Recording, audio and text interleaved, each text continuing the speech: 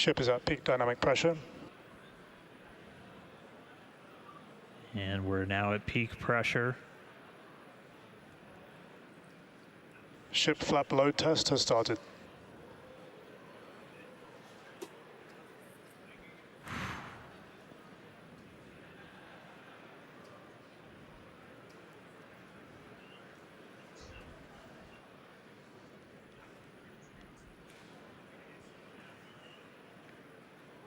Looks like it's holding. Again, the intent of that was to put just a lot of extra stress on those aft flaps. We are expecting the forward ones too to see a little bit of extra stress as we've got a little more propellant in our header tank, so the area right at the very nose of Ship Starship. flap load test is complete. And we're through that test. There we go. And we just did that test at Mach 7, just for reference there. So we are still going incredibly fast.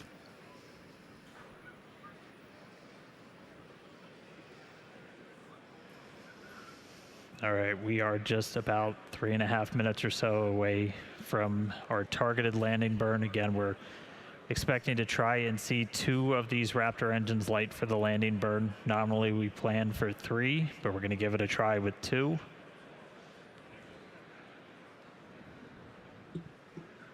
Hopefully we've got Ship is starting the RTLS banking maneuver. And that right there, so we're starting a banking maneuver, and essentially what that is when we come back to Starbase, or when we plan to come back to Starbase, the trajectory is designed so we'll essentially swing out over the Gulf and do a swoop maneuver to then come back to the towers for catch. And so we are doing that exact same maneuver as we head towards our targeted splashdown in the Indian Ocean. Yeah, and that call out there that we heard, RTLS, stands for Return to Launch Site. So definitely a pretty cool thing we're demoing here on the ship. You know, as in the future, we are going to be trying to bring the ship back to the launch site, which is going to be absolutely insane. Absolutely. But of course, we want to test out these maneuvers, these principles, prior to actually bringing the hardware back to the pad. This is the same reason why we were intentionally not trying to bring the booster back to the pad. So we're trying all these things out in this developmental phase of the vehicle, and really proving what a test flight is. Absolutely. Dynamic pressure is coming down. All right, we heard there dynamic pressure coming down, and I'd say we're in a pretty good bank right now. Yeah, executing the power slide. We're about 90 seconds away from our anticipated landing burn. Clouds coming up, pretty sunrise on the other side of the planet. Starship is subsonic and is on target.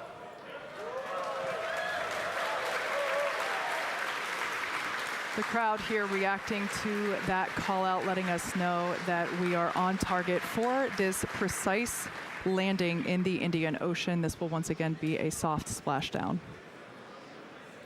We should get some pretty cool views from the recovery team who we chatted with earlier. They are standing by to receive this ship. Once again, this is the first flight of our completely redesigned Starship version 3. Yeah, and if you remember the suborbital flights from a few years ago, this is very much the same regime that we're in here. So we're sub 15 kilometers, executing what we call the belly flip maneuver.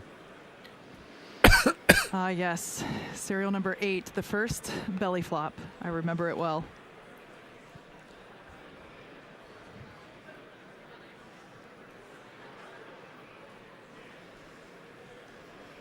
Just some really amazing views of the Earth as the ship is coming back home. Thanks, Starlink.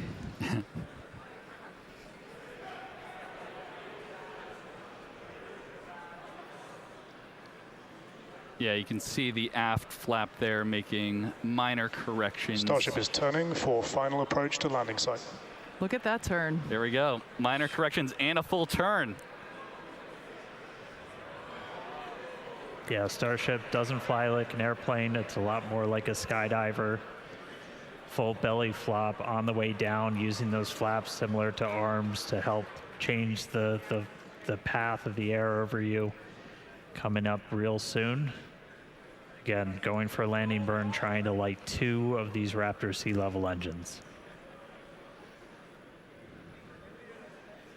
Landing burn startup. Landing burn startup. 2 engines lit.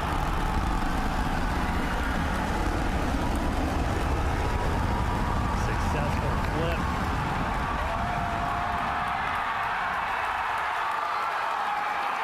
Buoy cam Starship is catching landed. it. Good shut down. Oh, shit.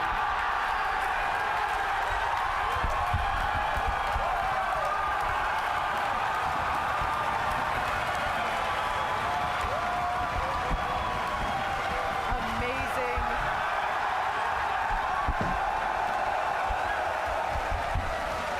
That ball of fire is exactly what we wanted to see for the ship today. As weird as it may sound to hear, but it is the truth. It's the fuel. Absolutely wild. We, you know, at the beginning of the show, We're pretty hyped. we guaranteed excitement at the beginning of the show, and I'd say Starship delivered. Absolutely. An incredible day for Starship. That was the first flight of that completely redesigned vehicle.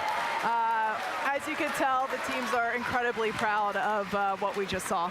Yeah, V3 definitely showed up. That was amazing. Yeah.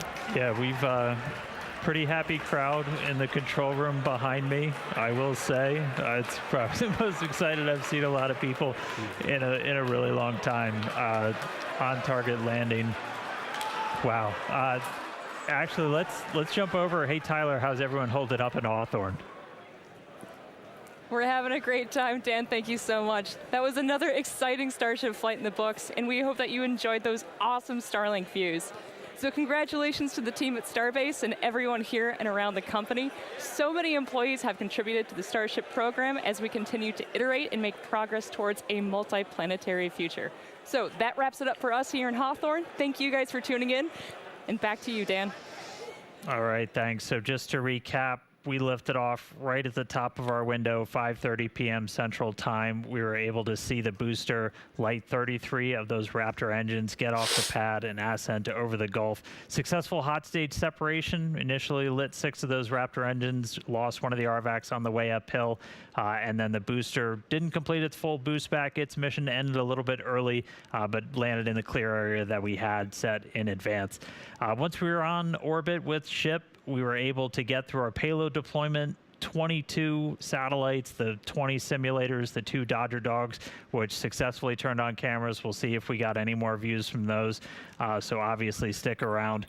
Skipped the Raptor relight, but made it through re-entry, on target landing in the Indian Ocean. You saw those views. Starship made it.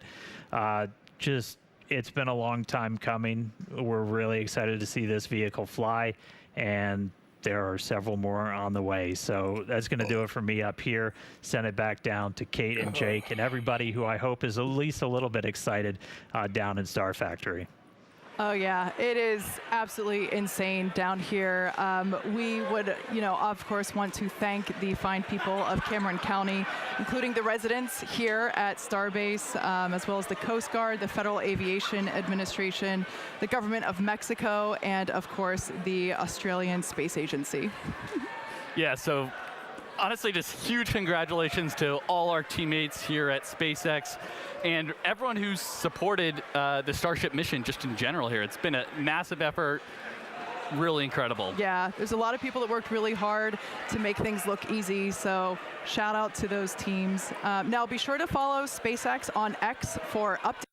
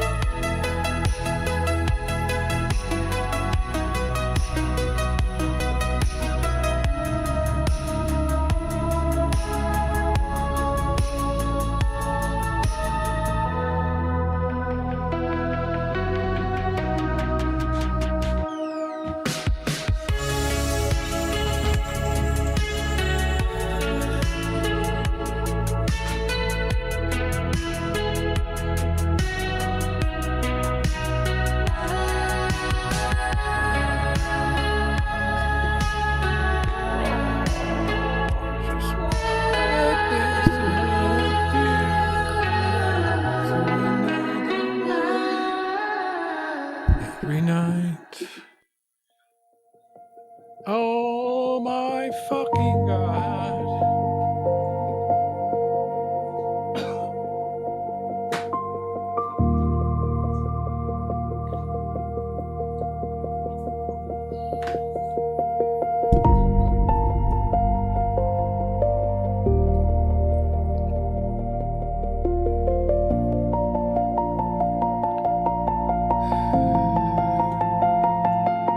What's up, chat? Hello? What's up, chat? Hello? What's up, chat?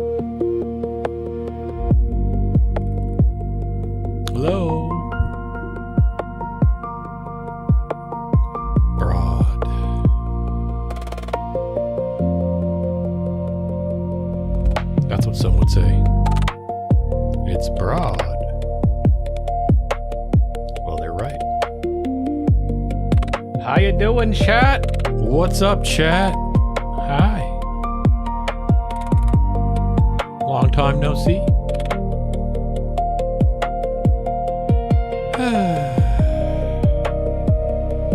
Been a long week. But guess what? No 9 to 5 Monday, bitch. That's right. We got a little ourselves a little Monday.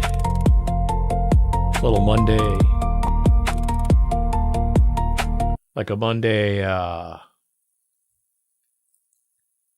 you know, break. Sorry, chat. That's right. I don't know. It's a little too loud, isn't it? Zero it out. There we go. That's better.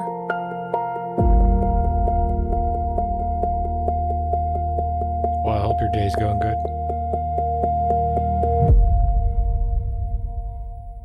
It's a fucking Friday.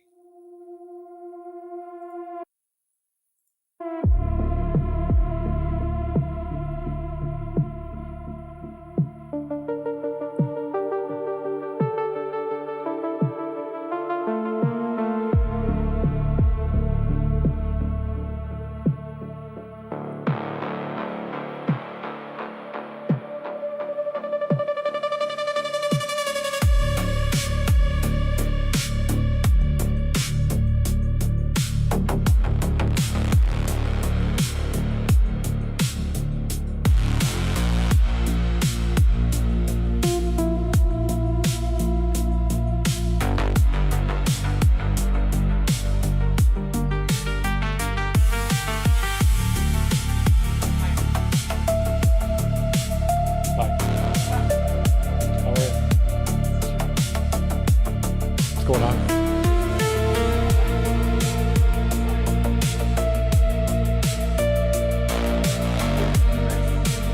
What are you doing? Okay, good. Going live.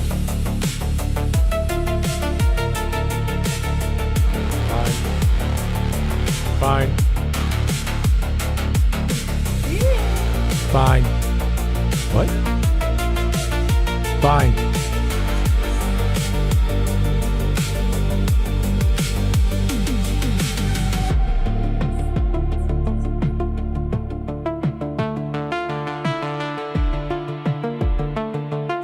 Sorry, what?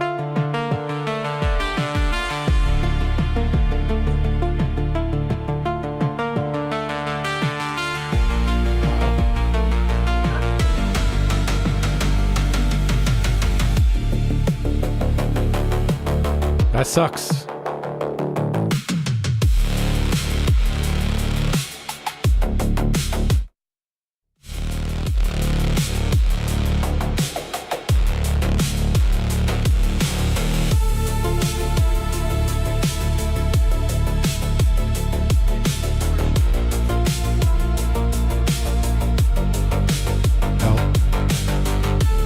Really?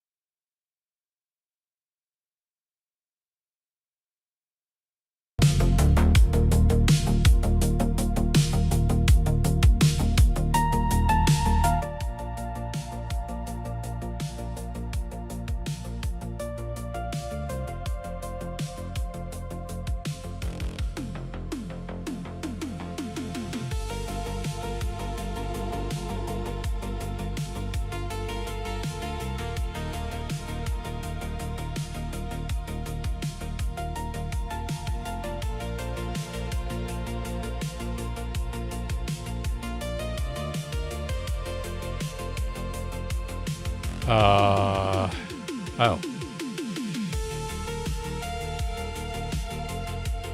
The fuck?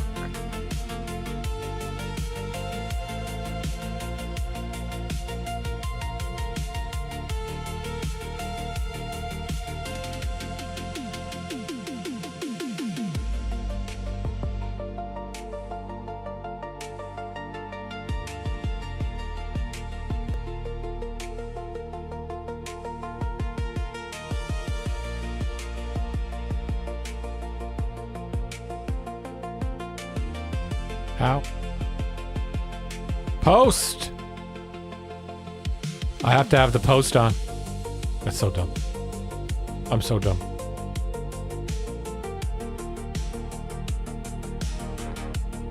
I was getting so mad. Holy shit.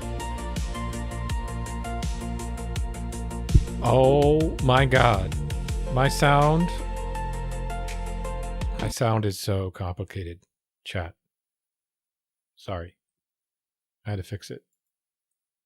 That was cool, though. You guys see the space launch? Some of you were here. Tackling? Oh, no, you left. Anyway, I fixed the mic problem, I think. This button right here. See that? See that? Mm-hmm. I don't do that. Look, I wasn't muted.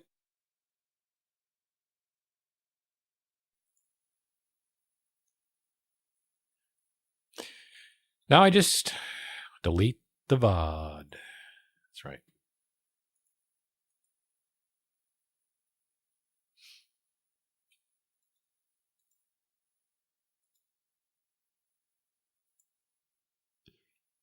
Well, happy Friday. We made it.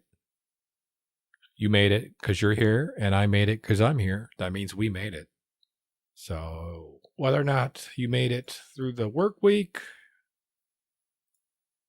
with a job. The U.S. and Iran continue to exchange proposals for a peace agreement through Pakistani mediators. Because I know Welcome to in my general area where I live, our Facebook people who just got 8,000 of them laid off. Are you kidding me?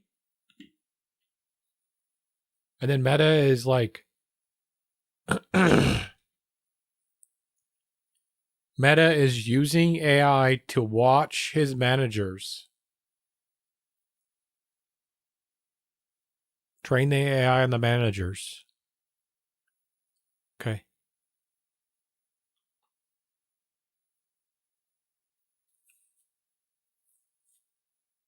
And then replace the managers with the AI that's been trained on them and fire them. Yes. That is what Meta's doing. Welcome to Democracy Now!, democracynow.org, The War and Peace Report. I'm Amy Goodman in Denver. Do you understand what that is? Do you understand? Welcome to... They're cloning people. Kind of.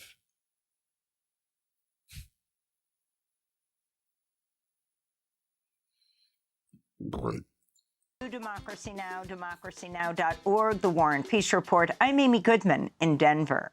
Republican leaders in the House of Representatives called off a vote Thursday on a war powers resolution seeking to end President Trump's ability to strike Iran. Its abrupt cancellation came as Republicans were on the verge of losing the vote as several members were absent from the House floor. This follows Tuesday's 50-47 vote by the Senate to advance a war powers resolution. Any vote in the House will have to wait until at least June 1st, when Congress returns from its Memorial Day recess.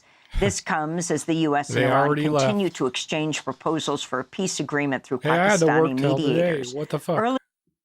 Why did they get off early? Oh, I have to fly. You know. Earlier today, Secretary of State Marco Rubio said indirect negotiations over a deal with Iran had seen, quote, a little bit of movement, and that's good, he said. Russia and China have condemned the Trump administration's indictment of 94-year-old former Cuban President Raul Castro on murder charges. Russia's foreign ministry accused the White House of, quote, unquote, not even what happened. Attempts to tighten the sanctions noose and promised to provide active support to Cuba. Fuck, look at China's that kid foreign right ministry there. said it always opposes unilateral sanctions that have no basis in international law. It added, quote, "The United States should stop brandishing sanctions or judicial proceedings at Cuba and stop resorting to the threat of force." Excuse me, what's an ID3? And why don't we have them in America? Excuse me? Did you see that? Dude, we don't have these in America. The fuck? Bro's got him and a cow and a big mama and 2 kids. Driving around a ID3 in Cuba. Where's America's ID3s, VW? We got ID6s. Quote, "The United States should stop brandishing sanctions or judicial proceedings at Cuba and stop resorting to the threat of force at every turn," unquote. On Thursday, President Trump said it was likely he would order military strikes on Cuba. That's great. Other presidents have looked at this for 50, 60 years doing something, and it looks like I'll be the one that does it, so would be happy to do it. Lebanon's national news agency reports an Israeli strike in southern Lebanon's Tyre district has killed 6 people, including 2 paramedics and a Syrian child. The medics were reportedly killed in a double-tap strike after an initial strike on a motorcycle. The latest violence came despite a U.S. brokered ceasefire that Israel's violated on a near-daily basis. Lebanon's health ministry reports Israeli attacks have killed nearly 3,100 people. Meanwhile, Lebanon's finance minister told Reuters the war could shrink the... I have really nasty thoughts in my head about what I want to do to people that bomb people like this. The injustice almost kills me. I'm not even kidding. Being for real, for real. The economy by at least 7% this year.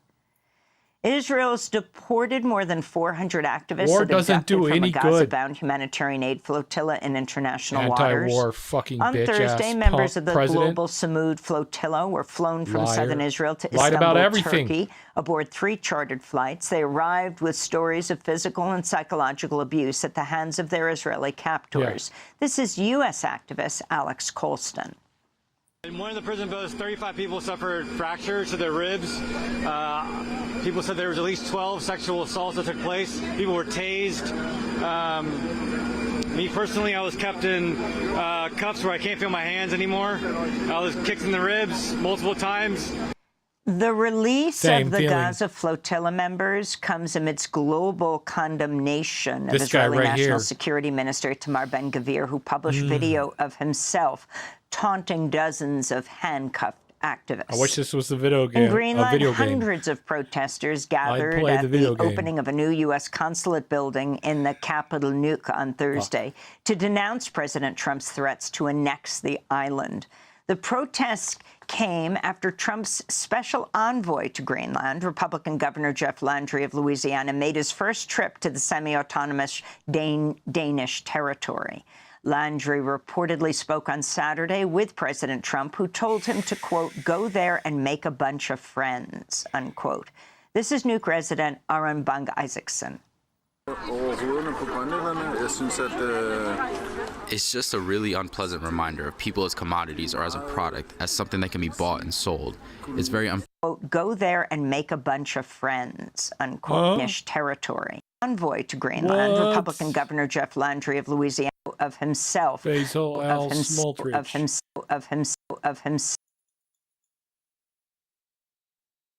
a ugly motherfucker.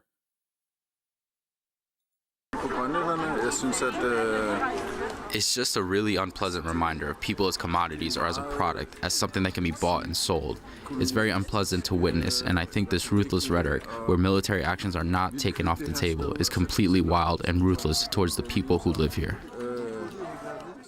Senate Republicans abruptly left Washington, D.C. Thursday for the Memorial Day recess without casting a vote for a $72 billion budget reconciliation bill to fund ICE and Border Patrol for 3 years. That's on top of the $170 billion provided to those agencies by Congress last year.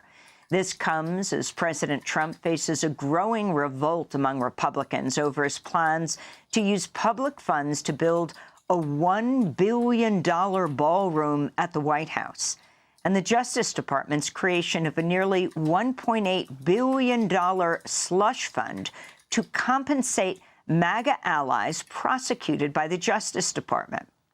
Already, several prominent January 6 rioters have said publicly they'll seek a share of the fund, as have disgraced politicians George Santos and Rod Blagojevich. On Thursday, Senate Republicans met with Attorney General Todd Blanche behind closed doors. The Hill reports the meeting became a screaming fest after Blanche refused to limit who would be eligible to get paid by the fund. North Carolina Republican Senator Tom Tillis called the plan stupid on stilts.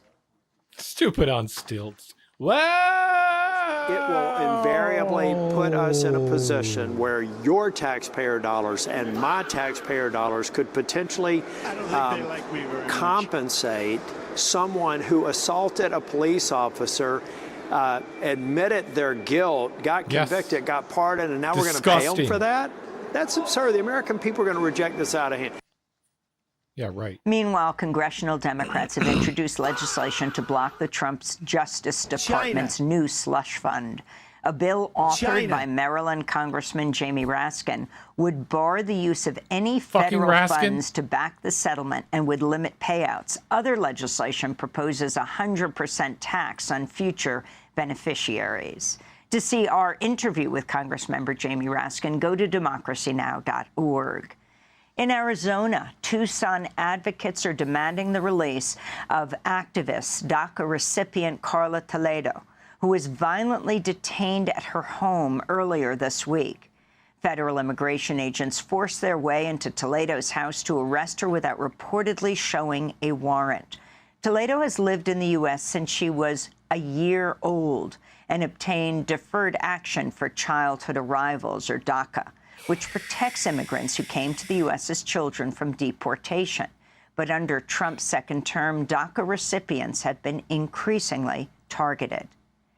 In Oregon, body camera footage obtained by the group Innovation Law Lab shows federal immigration agents pulling over a van of farm workers, then smashing the windows and using a facial recognition app to identify and arrest the workers without a warrant.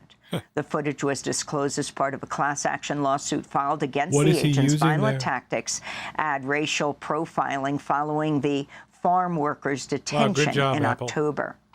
How about you in related news, activists say at least 20 immigrants jailed at the Desert View Annex ICE detention facility in Adelanto, California, have started a hunger strike to protest inhumane conditions, including medical neglect and unsafe drinking water.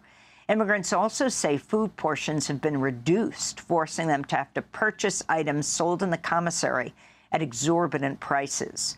The Adelanto ICE jail is operated by the private prison company Geo Group. At least 4 immigrants have died there since September.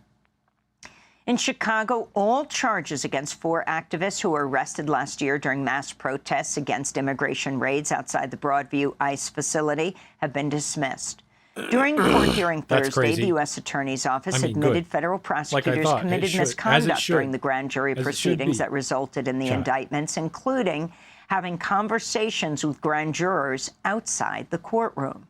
This was one of the most high-profile prosecutions against activists following Trump's so-called Operation Midway Blitz crackdown, when hundreds of mass federal immigration agents flooded the streets of Chicago.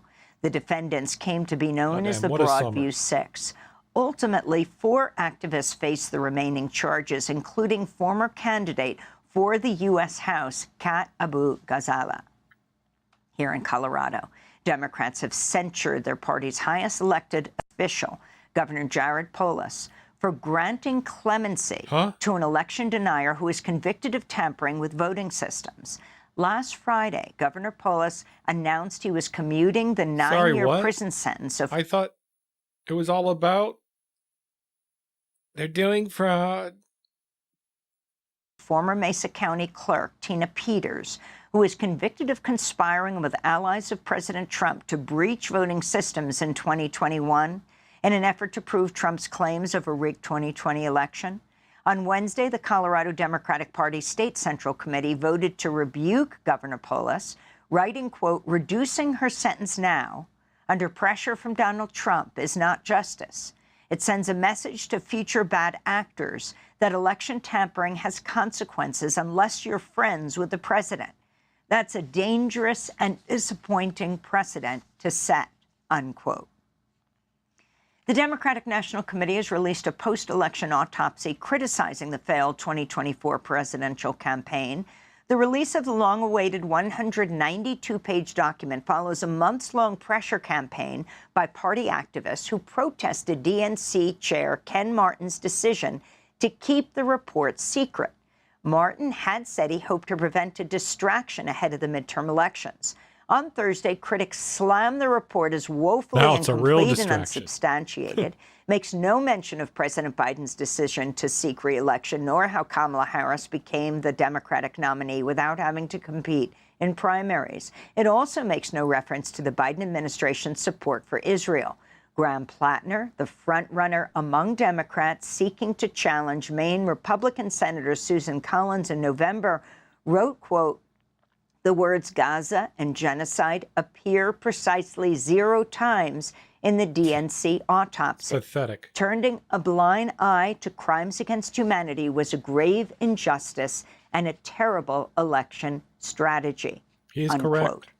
Graham, In San Diego, just more like than me, 2,000 people just like gathered every other Thursday to leftist mourn Amin Abdullah, was Mansour Kaziha, and Nader Awad, Not who were fucking killed Destiny. in a shooting at the city's largest mosque. The 3 victims. Not Destiny. He wasn't right. Not Asmongold.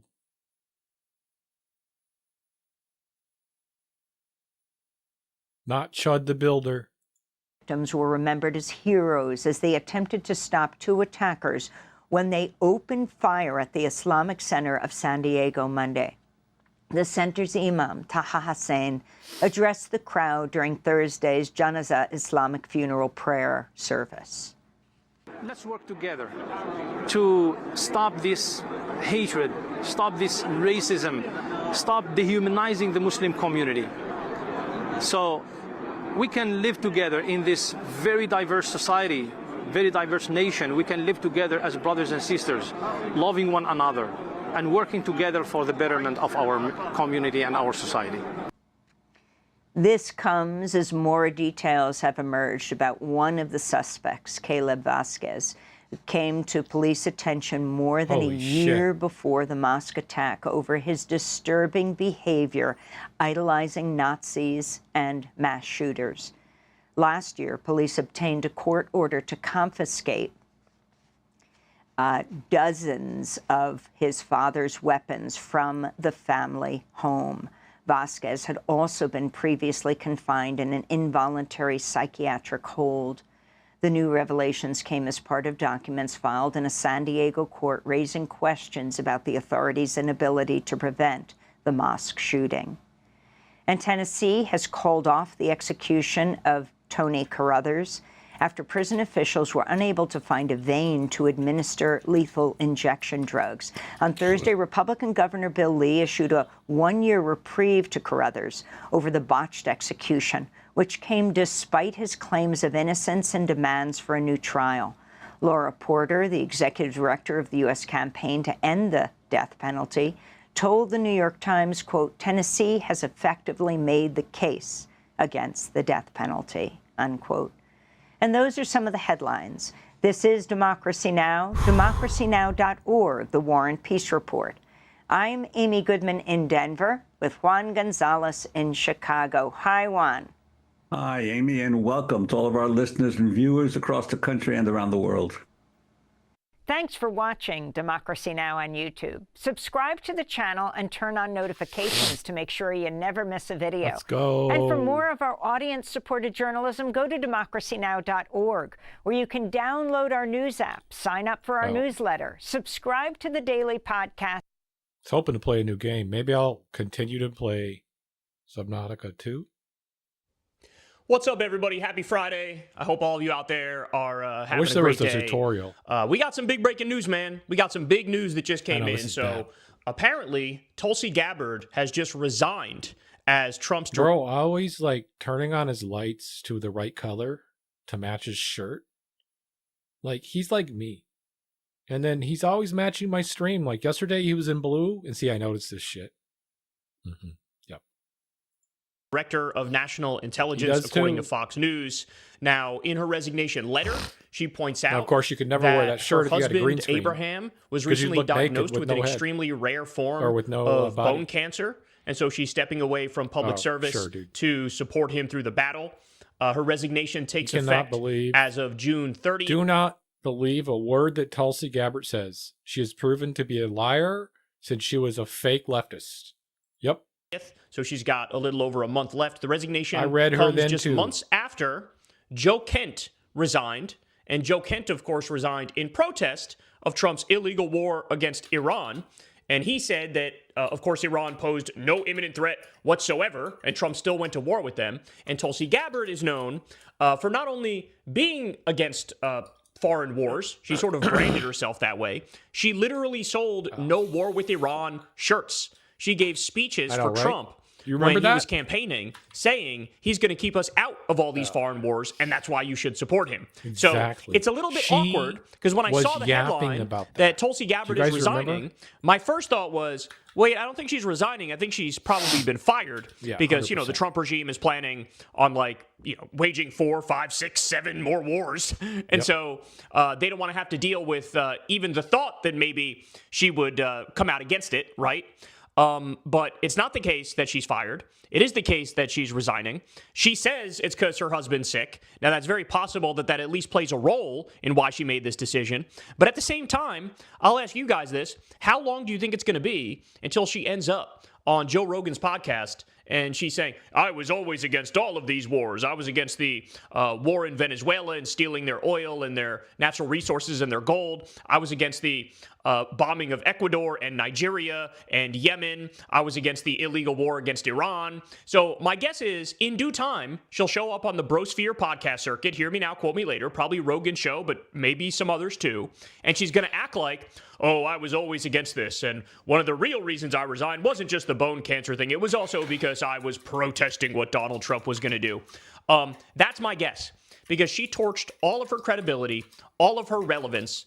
She destroyed her whole brand as being like an anti-war politician in one fell swoop by coddling Trump's nuts. And so here we are. Now she's resigning. And what you should take away from this is that none of these people, literally none of them, have any dignity, any values, any integrity whatsoever. They're all charlatans. They're all con men. I mean, J.D. Vance also brands himself as, I'm an anti-war guy. And then, of course, he's out there doing the hard sell on all these illegal wars that Trump is doing. So we have that. We also have Donald Trump basically adding insult to injury and rubbing salt in the wound for Stephen Colbert, because Stephen Colbert was, of course, I think he just had his last show for CBS. And Trump came out and posted, Stephen Colbert's firing from CBS was the beginning of the end for untalented, nasty, highly overpaid, not funny, and very poorly rated late-night television hosts. Others of even less talent to soon follow. May they all rest in peace. So basically what he's hinting at there is, bro, I'm not done yet. I'm going to also continue to try to get Jimmy Kimmel fired. I'm going to continue to try to get anybody else who utters a peep of dissent and disagreement against my criminal regime. I'm going to try to get them fired too. And he's basically like bragging that there was a hostile takeover of CBS by the Ellisons and by Barry Weiss. He put them in that position so they can be pro-Israel, even though Israel's doing a genocide, and be pro-MAGA, even though Trump's the worst president we've ever had. And then now he's like, you know, bragging about destroying his competition by cheating and rigging the game. Well, congratulations. By the way, would you like to know where Stephen Colbert fell in the ratings for the late night shows? Number one, and he got fired. Just absolutely disturbing and disgusting. And this is what the president is doing these days. The president, in the midst of the economy imploding, inflation being out of control, multiple illegal wars, his corruption being put on blast, in the midst of all of that, he's bragging about getting Stephen Colbert fired from CBS. It really shows you what kind of a person that we're dealing with here. I know, right? All right, we also have this. This is in the Bulwark. They say that the total value of Trump's transactions in the first 3 months of this year, it's actually not the low number of 220 million that some people were reporting, including me. It's the high number of 750 million. So that's crazy. Get this, his volume of trades is bigger than all 535 members of the House and Senate combined in an average year. That is insane. In other words, he is more corrupt than all of Congress combined. Yes. Which, by the way, that his doggy? I didn't even know that was possible. I see but tail. apparently it is possible, and he did it. Aw. You guys see Stinky here? Look. Yeah, I want to see Stinky. Stinky! It's cutie. Hello, Aw. Stinky girl. Hello, hello. Oh, he's a hello. big guy. What do you want, Stinky? What do you want? I'm doing something here. I'm recording something here, Stinky girl. I'm recording something. Oh, thanks for saying it. Showing. See, Right. that's I guess how I'm just you. gonna have to pet her as I do That's the how rest you of this. get. That's how you we get also follows. have- Right. Do you there. guys remember when Gotta have the Stinky. DoorDash driver showed up to the White House? Yeah. Right. And everybody thought, myself included, that what they were doing was trying to promote that goofy no tax on tips thing that Trump did, which, by the way, wasn't even in the bill. Like, it wasn't even in the bill. And in its original conception, the whole point of it was to, like, find loopholes to allow, like, hedge fund people to pay no taxes, to, like, redefine their income as taxes and then let them pay no taxes. Like, that was the actual idea, okay? But anyway, it turns out that that's actually not the reason why they did that silly thing where the DoorDash driver showed up. So that was a Republican operative who was pretending to be a DoorDash driver.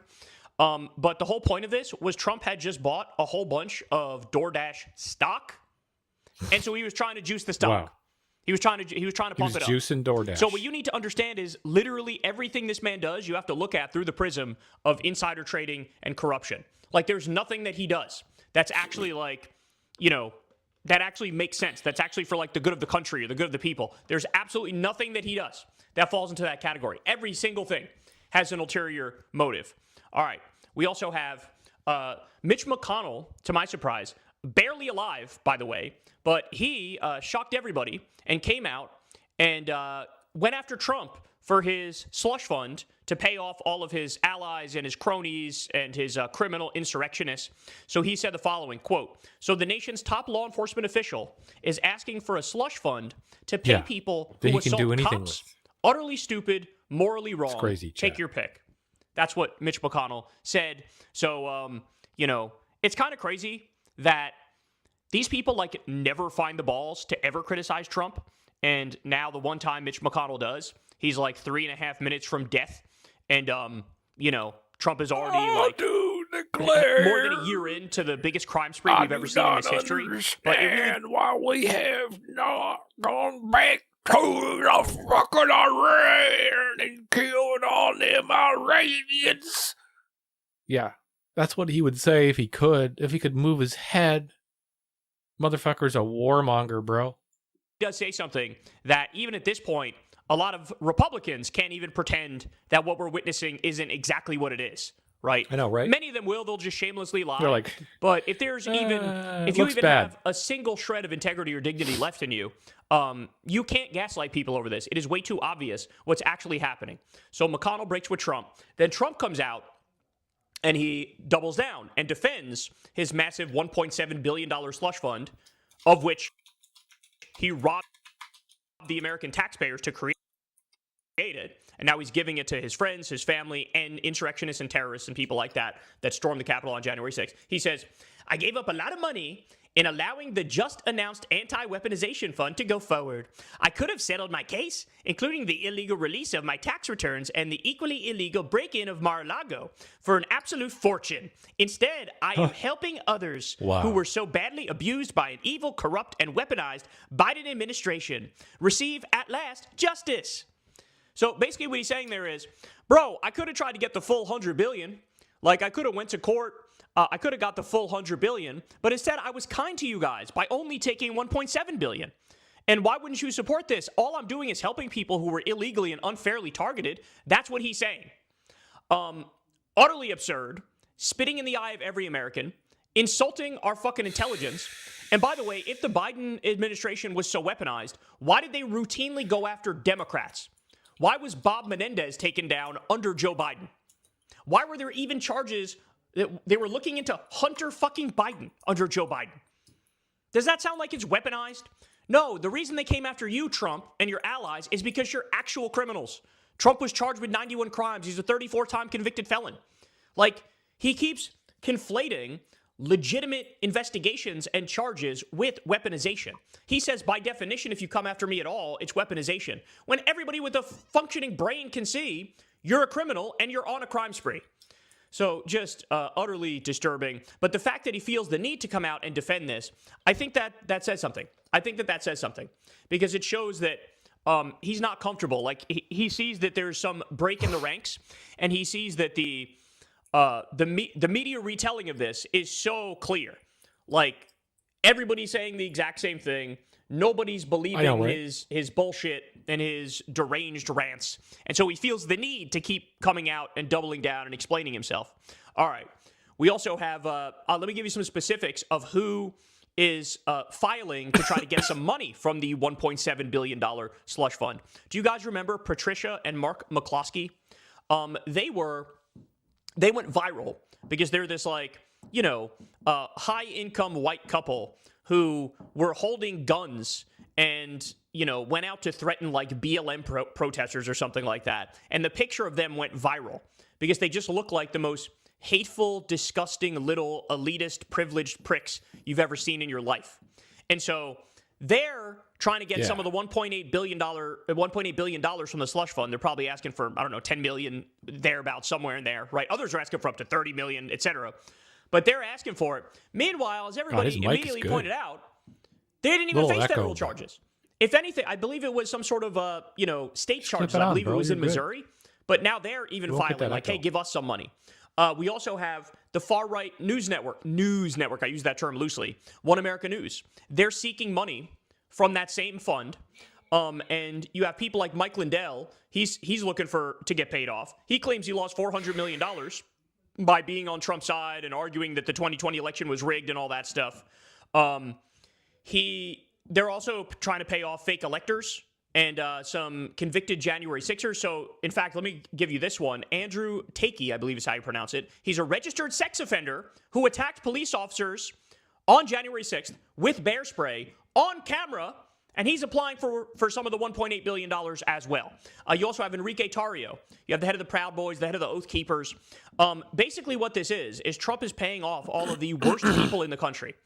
The biggest insurrectionists, the biggest terrorists, the biggest idiots, the people who are likely to do violence again on Trump's behalf. But that's the point, is he wants these people to do violence on his behalf, which is why he's doing this whole thing, right? Pay off him and his cronies, but then also get the people who will commit crimes for you.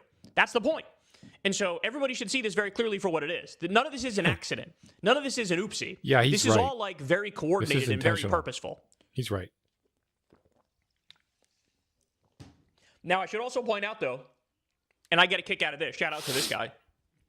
Jim Acosta, former CNN host, current, new media host.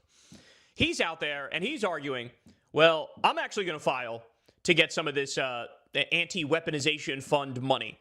Because he says, look, Trump revoked my press pass in the first term. That actually was weaponization of the government, restricting my free speech rights as a journalist, coming after a free press. So he says, quote, as a result of this sustained government effort to destroy my career, I hereby submit my claim.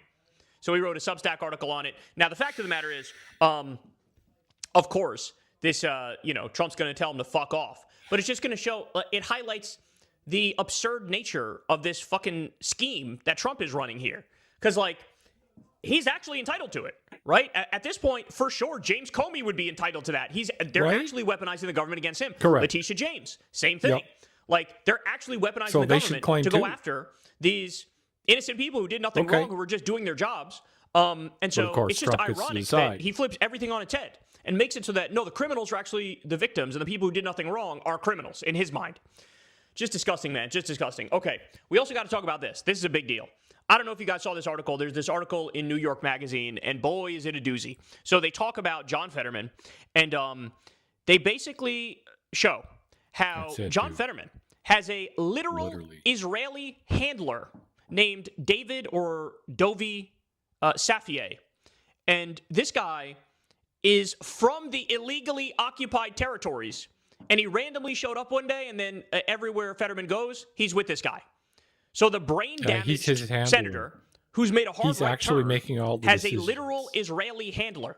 Yep. And they ask people around Fetterman about him. They're like, oh, yeah, I didn't even know he just like sort of showed up one day and now he's been anywhere and everywhere with Fetterman. And like he goes on business trips with him and he's involved in like high-level meetings with him and shit. People going, what the fuck? So Hello? From the illegally occupied territories, a literal Israeli handler. Also, they funded multiple trips for him to go to Israel. He said those trips changed his life. He secretly met with the pro-Israel, pro-Trump megadonor Miriam Adelson in Israel. Okay. We also learned in this piece that he privately said Epstein is a nothing burger. He mocked the idea of universal health care. And he also very recently floated the idea of being vice president on the Democratic ticket in 2028. To which his other staffers, his sane staffers, said to him, like, are you out of your fucking mind? Like, literally everybody in your party hates you. There's a 0% chance you would be VP on a Democratic ticket. Yeah, no way. Like, they think he's gone. Like, he's actually gone mentally. So, not only is he deeply brain damaged, and that's quite literal. I'm not just saying that as like a put down. He's actually brain damaged from the stroke, okay? But now we know he's also completely compromised. He's completely compromised. A literal Israeli handler. You couldn't make this stuff up. Just the fact that I say that, it sounds like something that would be anti-Semitic. But like, there's a tremendous amount of detailed evidence that shows this is indeed exactly what's happening. What a sick, sick joke. So these Diet MAGA Democrats, man, they have to go. They have to go. This guy has to go. There's no way around it. So let's talk a little bit about the Iran war because we have quite a few updates for you here. So listen to this. In the Atlantic magazine, which is a very like, neoliberal, centrist type magazine, right? There's this neocon by the name of Robert Kagan, and he wrote a piece there, and he says this. Listen to this. He says, on the present trajectory, Iran will emerge from the conflict many times stronger and more influential than it was before the war. It will exercise leverage with dozens of the richest nations in the world. And the title of the piece is, Trump's endgame is surrender. So here you have a dyed-in-the-wool neocon. And this dyed-in-the-wool neocon is saying in no uncertain terms, yeah, bro, this was a historic blunder. This was like the worst strategy I've ever seen in my life. This is tanking the American empire.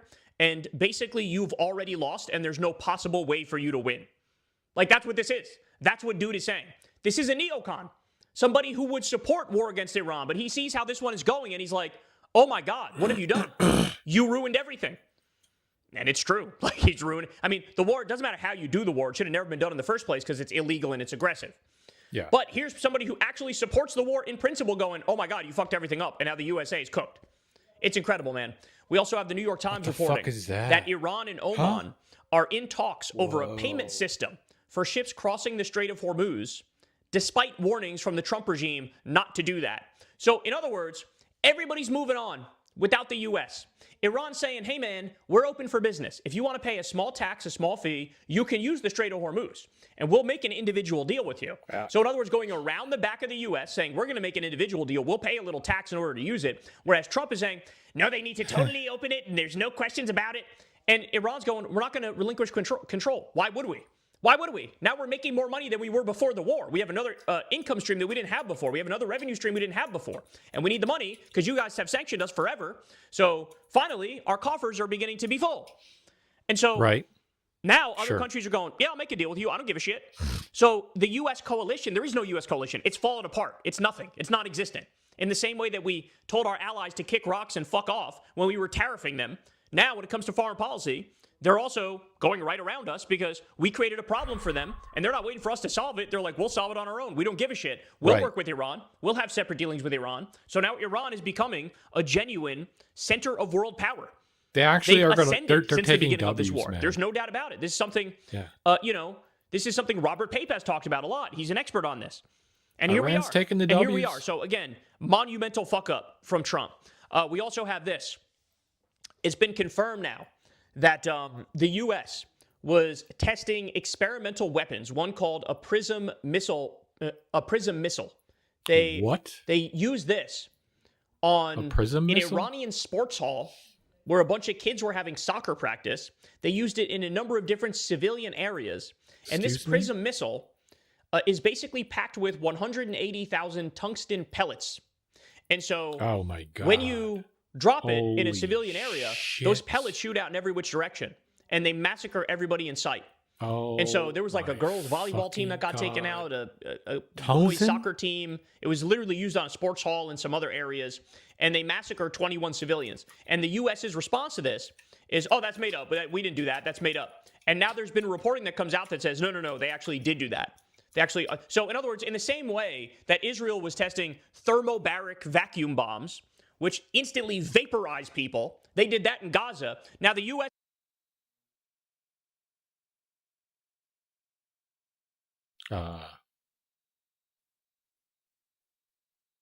HIMARS. They're called HIMARS. Hello, everyone. Hello.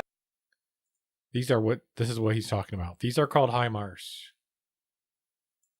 Yes, if there's anything we're good at manufacturing, and there's one thing we haven't stopped manufacturing. They're always like, we have, Americans really gutted their manufacturing base. There's one manufacturing base we didn't gut, and that's missiles and munitions and death. And here's the HIMARS. Hello, everyone. So before we start this video, I have a quick message from the Ukraine volunteers saying. Okay. Okay, whatever. Okay. So nice little fireworks display here in Zaporizhia, caused by a Buk SAM system being destroyed. The Buk is spotted hiding among a tree line when it's hit by a very accurate strike. Unfortunately, the video cuts before we can see too much of the fireworks. Oh shit, this isn't what I thought it was. What the fuck? Shut the fuck door.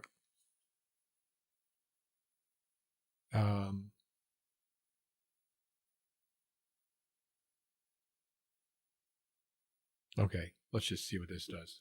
This is a sphere made of pure. It'd be really fun to clean up. Like, oh, geez. Look how hard these are staying, though, for so long. See what happens when we use actual clay? And it didn't. Visual showing.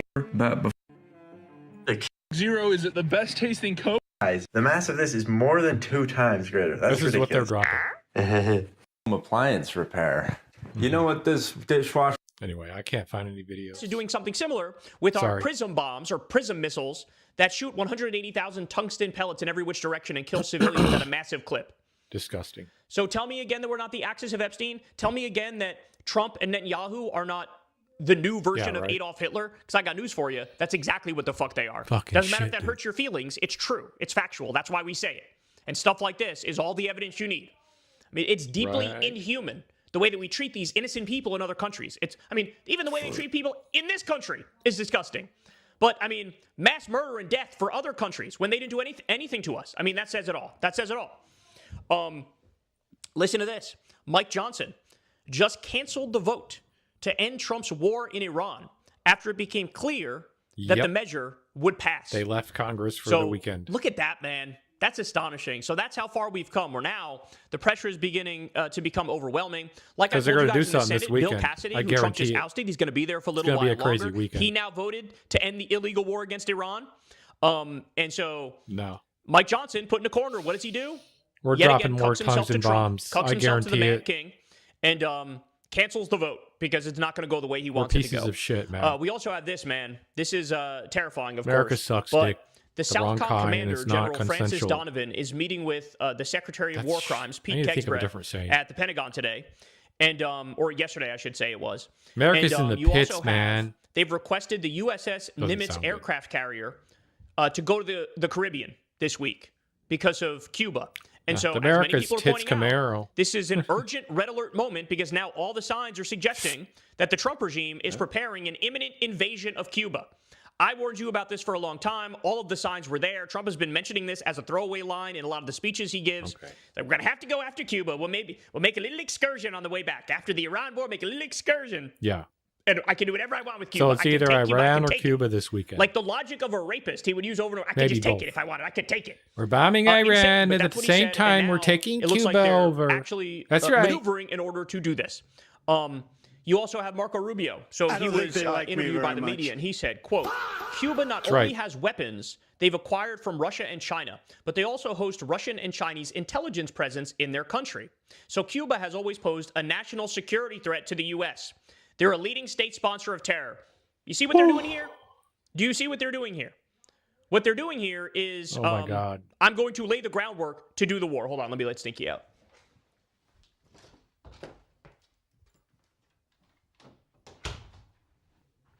Oh. So this is the same thing that they did with Venezuela, for example, right? This is the same thing that they've done. And they also did this, I should point out, with Raul Castro. Remember the 94-year-old who was formerly leading Cuba? Well, they're saying, oh, you killed somebody 30 years ago or whatever. You attacked planes 30 years ago. And they're indicting him in the same way that they use the U.S. court system to go after Maduro to then give themselves some sort of veneer of respectability to go and kidnap Maduro and then steal Venezuela's oil and their gold and their natural resources. So now all those same arguments are being applied to Cuba. This is clearly their new model. Bullshit, is like, bro. indict somebody in U.S. courts, even if they're not subject to U.S. courts, indict them in U.S. courts for some bullshit, and then go and kidnap them and start a war and steal their natural resources. So that's what's happening, bro. And it's happening right now, right in front of our eyes. It's terrifying. Now, I couldn't wait to talk about this because this one is just mind-boggling, y'all. Absolutely fucking mind-boggling. And I know you guys have seen this by now. I'm a little late to this. I'm like a day or two late to this. But there was an interview that happened on Fox News with a former deputy commander of U.S. Central Command, okay, retired. His name is Robert Harwood. And this guy, he just did an interview with like 60 Minutes the other day, I believe, and I watched the clip of him talking there. Yeah. And the point of this interview on Fox News was to advocate for continued war. I believe it was with Iran. Of course. And this went mega viral online because it is very, very clear he's wearing a mask. And when I say wearing a mask, I don't mean like a COVID-19 mask, a medical mask. I mean like a very high-level, Hollywood-level type mask that actually can make somebody look like somebody they're not. I don't think so. And it sounds crazy. It sounds like a conspiracy. It sounds like bullshit. Bro, it's not. I've watched this video roughly a dozen times. I've tried 1,000 ways to Sunday to come up with a different explanation that makes sense.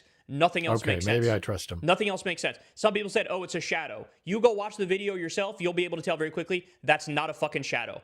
Somebody said, oh, it was like a medical procedure that they had to cut a slit there, and that's the way he breathes. It's 100% not that either. I could tell it's not that either. And maybe he forgot to plug it up. Every single sort of justification that I've seen for it just falls flat, and it's easy to call bullshit on. So what the fuck is going on here? Who the fuck is pretending to be this retired military figure, this retired deputy commander of U.S. Central Command? And why is it that whoever the fuck is pretending to be this guy is out there arguing for more war? Like, I'm sorry, but this is one of those ones where you go, holy shit, am I losing my mind? Or like, are the conspiracy theories getting crazier and crazier, but somehow more accurate and more accurate as time goes by? Look, I'm telling you, don't take my word for it. I know this sounds crazy, but you guys can go see. You guys can go check. This has gone viral on social media. You'll see it. He's wearing a mask. This guy's wearing a mask. I don't have a theory as to why they would do this and what the fuck's going on here, but I find it very curious that the segment is literally calling for more war. Like, that's what's happening. The segment is calling for more war as a guy in a mask makes the case. Like what the fuck? Like, what the fuck? I'm at a loss for words. I don't even know where to take it from here, bro. Like, I'm still in shock. I'm trying to get to the next point I have, but I can't. I'm like, what the fuck? There's people in masks are arguing for more war, and like, it's like some wag the dog type shit. Have you ever seen the movie Wag the Dog? If you haven't, go check it out. It's kind of interesting when you look at politics today and you look at that movie. All right. This is also terrifying. So we're just learning that from Reuters, they're reporting that Trump's election security czar, a guy by the name of Kurt Olson, sought to ban voting machines used in more than half of the states by asking whether the Commerce Department could declare their components national security risks.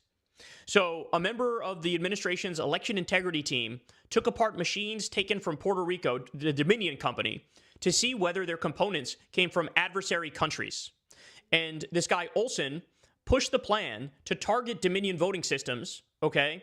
The idea emerged, and Olson and other officials brainstormed about how the federal government could take control over elections from the U.S. states. So this is the federal government saying, how do we nationalize or federalize these elections, which in our country are run by the states, okay? The plan to exclude the machines, reported by Reuters, got far enough that in September, the Commerce Department officials began exploring what grounds could be invoked to execute it. 3 additional sources said that, and eventually this collapsed. But Olson and other administration staffers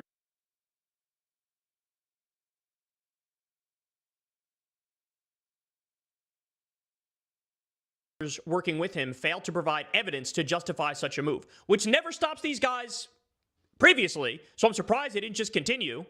But this is a validation here that from within the Trump regime, they were trying to come up with a highfalutin plan to seize the voting machines and to make it so that the states don't run the election, the federal government is going to run the election.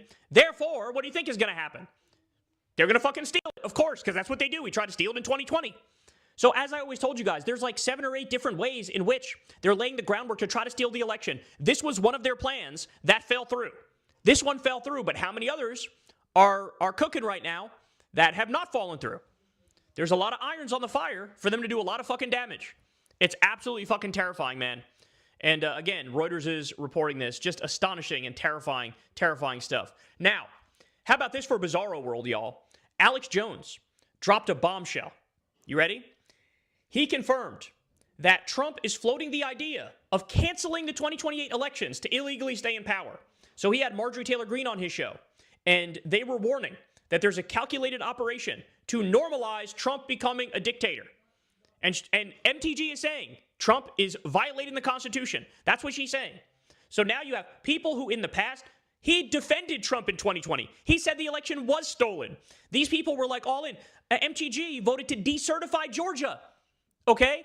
These people are election conspiracy theorists around 2020, and they were wrong about all that, but now both of them are coming out, previously from within MAGA, and now they're outside of MAGA, and they're confirming Trump is internally floating the idea of canceling the 2028 election to stay in power. And this shouldn't surprise any of you, because what's Trump doing just the other day? He was showing off the ballroom, where he wants the ballroom to go, but it was blocked by the parliamentarian. It was blocked by courts, but he's still building it. And he's over there going, we're going to have it go 6 stories deep. We're going to have a hospital in there. We're going to have all these different things. It's going to be amazing. It's going to be incredible. It's going to be beautiful. So he's out there talking about the ballroom, talking about all this stuff.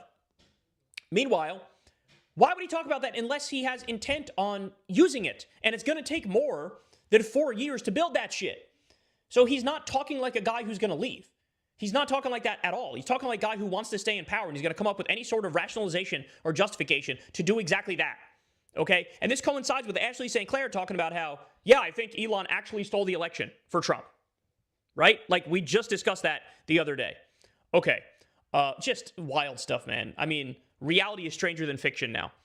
Okay, we also have the Republican Representative Norman. He said that January 6th was an issue that was made up in the first place. And a reporter responded, made up? And Norman says, yeah, that was a staged thing from day one. The reporter responds, the riot was staged? Your Republican colleagues barricaded themselves in their chamber. You think they were acting? And the guy's like, yeah.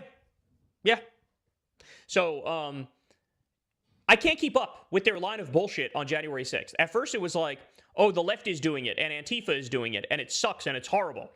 And then it became, no, that was us doing it, and actually it's awesome, and we were right to do it.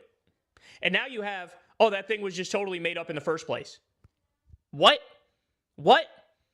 I mean, we're at the point now where there is a genuine, like, IQ gap between the two parties, where the Republicans are just failing miserably. They're actually the dumbest people in the country.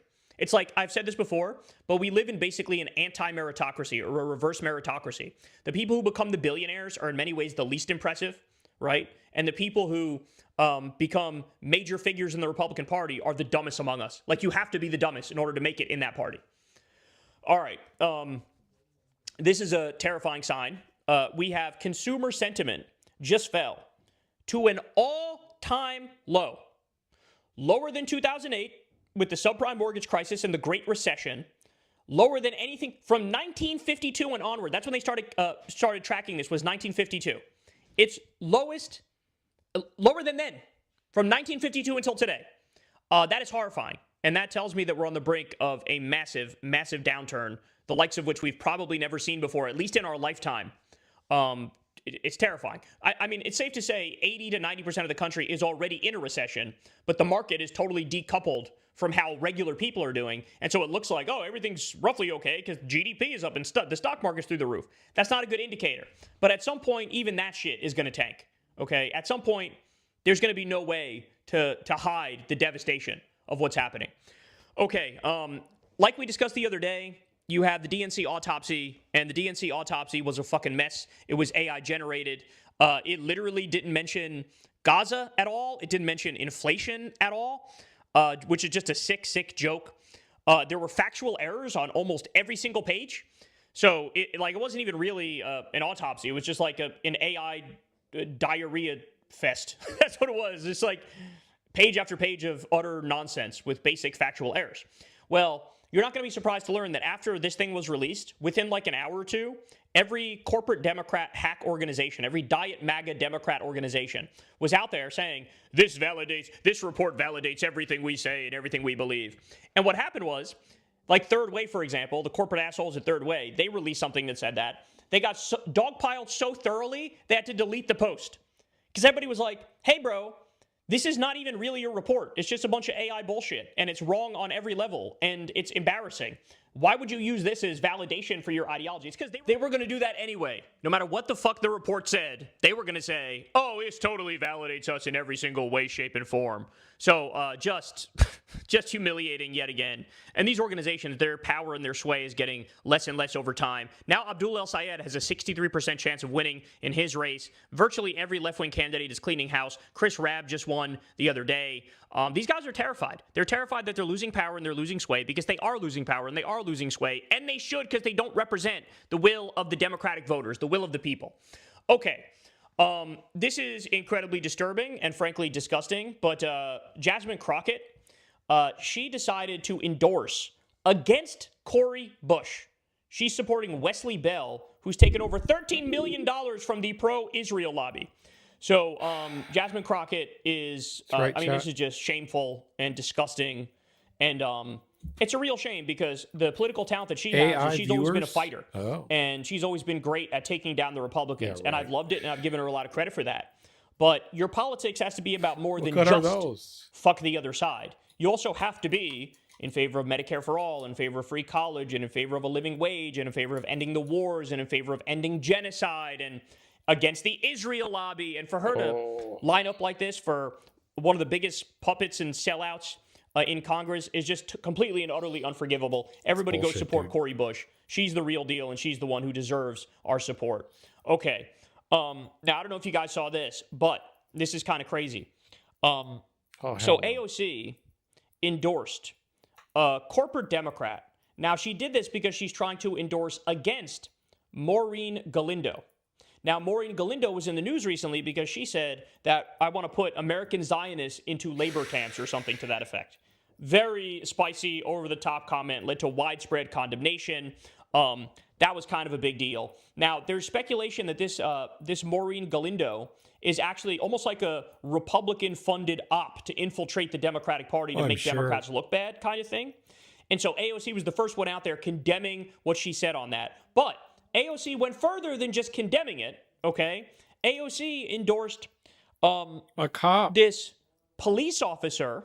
I know, what the fuck? Where if he gets to Congress, as Dave Weigel points out, he's going to vote like Henry Cuellar.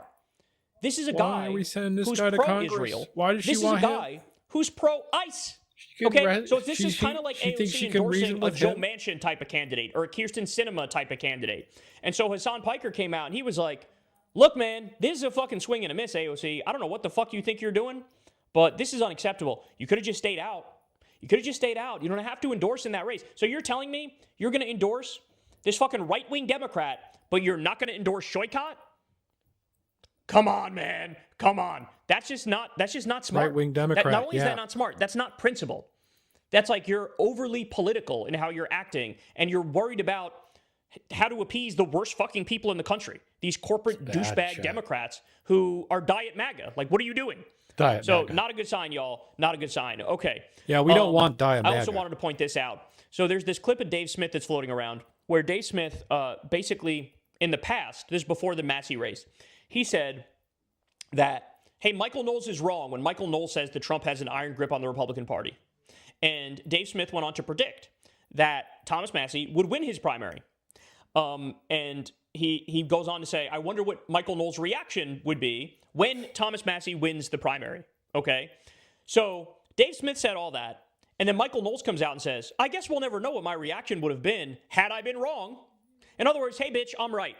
Trump has an iron grip on the party. Now, I chimed in, and the point that I made is, well, congratulations on bragging that you're in a fucking death cult and the entire GOP is a death cult. Like, you are owning yourself, you dumb fuck. Like, if anything, Dave Smith was being more optimistic about the Republicans than you. He was saying, hey, I have more hope in their intelligence that they actually meant it when they said they were anti-war, right? That they actually meant it when they said America first and not Israel first. That's Dave Smith being like, hey, I kind of believe these things for real, so I'm assuming other Republican voters believe these things for real, and they understand that Thomas Massey is good on this stuff, so they'll probably vote for him. And basically what happened was a fucking boomer death cult was bombarded with AI slop propaganda saying that Thomas Massey was having threesomes with AOC and Ilhan Omar, like the most deranged shit you've ever seen. These people didn't know anything. They just dragged their sorry asses to the polls and voted for whichever idiot Trump told them to vote for. So it just proves that the Republicans are the dumb party, are the cult party. Congratulations. And now you're bragging about that fact as if, like, you know, that's something positive.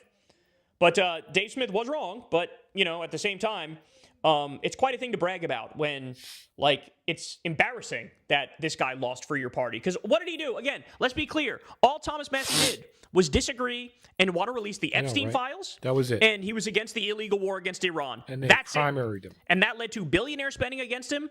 And that led to the Israel lobby spending against him. And that led to Trump's crusade against him. Because Trump, last thing he wants to do is release more shit about Epstein because he was Epstein's best friend. So just humiliating stuff there. Michael Knowles, the cuck boy, will forever be the cuck boy to Donald Trump. Okay, got some good news for you guys. So do you remember that guy who was jailed in Tennessee for more than a month because he had a Facebook post about Charlie Kirk's assassination where he was posting Trump saying, we have to get over it. We have to get over it. He got arrested in Tennessee for that, okay? This was a huge deal at the time. His First Amendment rights were violated so overwhelmingly and so disgustingly. I remember screaming on air about this. So this guy's name is Larry Bushart. And, well, turns out there's a happy ending to the story because he just won an $835,000 settlement. So he went to court over it, won an $835,000 settlement. Shout out to you, Larry, man. You deserve all that money. It is just beyond egregious. You were locked up for over a month because you made a joke online and posted a Trump meme about Charlie Kirk's death. This guy was like a former officer, too, and he was locked up for over a month. So Trump and MAGA are 100% trying to kill free speech in this country, trying to kill your constitutional rights. And thankfully, at least on some fronts, we're able to push back and win. Okay, this is disturbing, but there's been 6,000 refugees who entered the U.S. since October, and all but 3 of them are from South Africa. Yeah. So don't ever let anybody tell you that these motherfuckers are not white nationalists. They are actively trying to build a white nationalist country. And this is evidence of that. Allowing 3,000 people in, all but 3 are white. Amazing. That is fucking amazing. You're exactly what the fuck your harshest critics on the left say you are, you disgusting pricks. Okay. So the Trump regime is closing the nation's primary bee research laboratory. And that alone is horrible because there's a lot of like medical research and scientific research and stuff that's done through there, right? But the most disturbing part about this is happening just after there's been some preliminary evidence that the bee venom, I believe it is, actually helps cure certain forms of cancer. Now, to be fair, we're very early on in the process. All they're saying is that, like, in a petri dish, in preclinical trials, the venom can, like, make the cancer cells basically vanish or explode. Okay, that is crazy. So we're far from having it, like, actually proven to cure in people, etc. But it's so crazy that, like, we just see those headlines and then, like, instantly Trump's like, yeah, well, how about we just shut down the nation's primary bee research laboratory? Yeah. It's too perfect because it just shows how genuinely evil this guy is. Like, he is evil personified, okay? More Perfect Union has a crazy story that there's a woman in Tennessee who was arrested after she made a Facebook post sounding the alarm about the water quality in her town. So the water, she lives in Trinidad, Texas, and the water there, depending on where you are, it can run brown and disgusting and obviously like polluted. And so she posted about that. And then the cops came, knocked on her door, took her to jail, saying like, oh, she's spreading false panic or something like that. Meanwhile, there's evidence that she's right, that the water in some places at some times is brown and smells bad and is fucked up, right? But this is what this country has become now. When you look at Trump destroying free speech rights, when you look at now at the state level, Republican states destroying free speech rights, they go after, if you are against the genocide in Gaza and you protest, good luck, they'll probably come after you. God forbid you're an immigrant or you have a green card, they'll strip that shit in a second. 100%. God forbid you made a joke about Charlie Kirk, they'll come after you. Yep. These people don't give a fuck. Trump's suing the media for saying things he doesn't like. And now, if you just tell the truth about your water being poisoned, that could be a crime to these disgusting fucks. Violating First Amendment rights all over this country, the Republicans are. Okay, this is also crazy, but for decades, people who were skeptical of climate change, they would say that, hey, the reason we're right and there is no climate change is because the melting of the ice in Antarctica isn't happening. And they said, look, there's the proof. Like, yeah, in the Arctic, you might have some ice loss, but in Antarctica, we've actually gained ice. And so there's a lot of doom and gloom about the future of the country and about carbon emissions, but everything's going to be all right. Don't worry about it. Well, guess what? What just happened within the past decade is the melting of the ice in Antarctica has massively sped up. And it's sped up beyond what any experts thought it would do. Okay? So they've seen just a quote, shocking decline in Antarctic ice. And listen to this. Since 2015, Antarctic sea ice has declined sharply. In 2023, winter sea ice extent fell to record lows so far below the long-term average that scientists considered it an event with roughly a 1 in 3.5 million probability of occurring by chance. Are you kidding me? So in other words, it is fucking climate change. It is man-made. No shit. We are on a worse than worst case scenario track right now. So yet again, another thing which is absolutely devastating. Just absolutely devastating. Let me also give you this. More Perfect Union again here says, the Senate is nearing a vote on this bill called the Clarity Act, and the bill would make it easier for criminals to use crypto to launder money, and it would not restrict Trump and his family from making billions. So the act would also deregulate the crypto industry and let banks put your savings into crypto. So yet again, the hyper-financialization of our economy, leading to mass scams with no accountability whatsoever, leading to regular people getting hosed over and over again. The bill's going to come to for all this, bro, and it's going to be a catastrophe when it does. That basically everything in this country is a scam.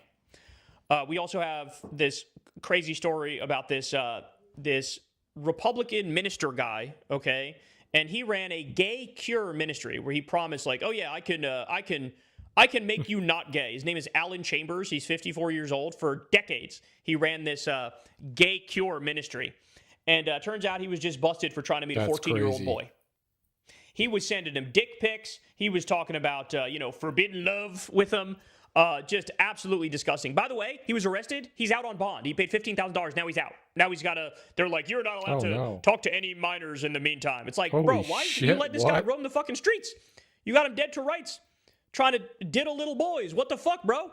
But of course, there's always the hypocrisy angle of like all these, I can solve your gayness. I can cure you. This is not holy. I'm a family values man. Right. Meanwhile, every free second he's got, he's cruising for some underage dick.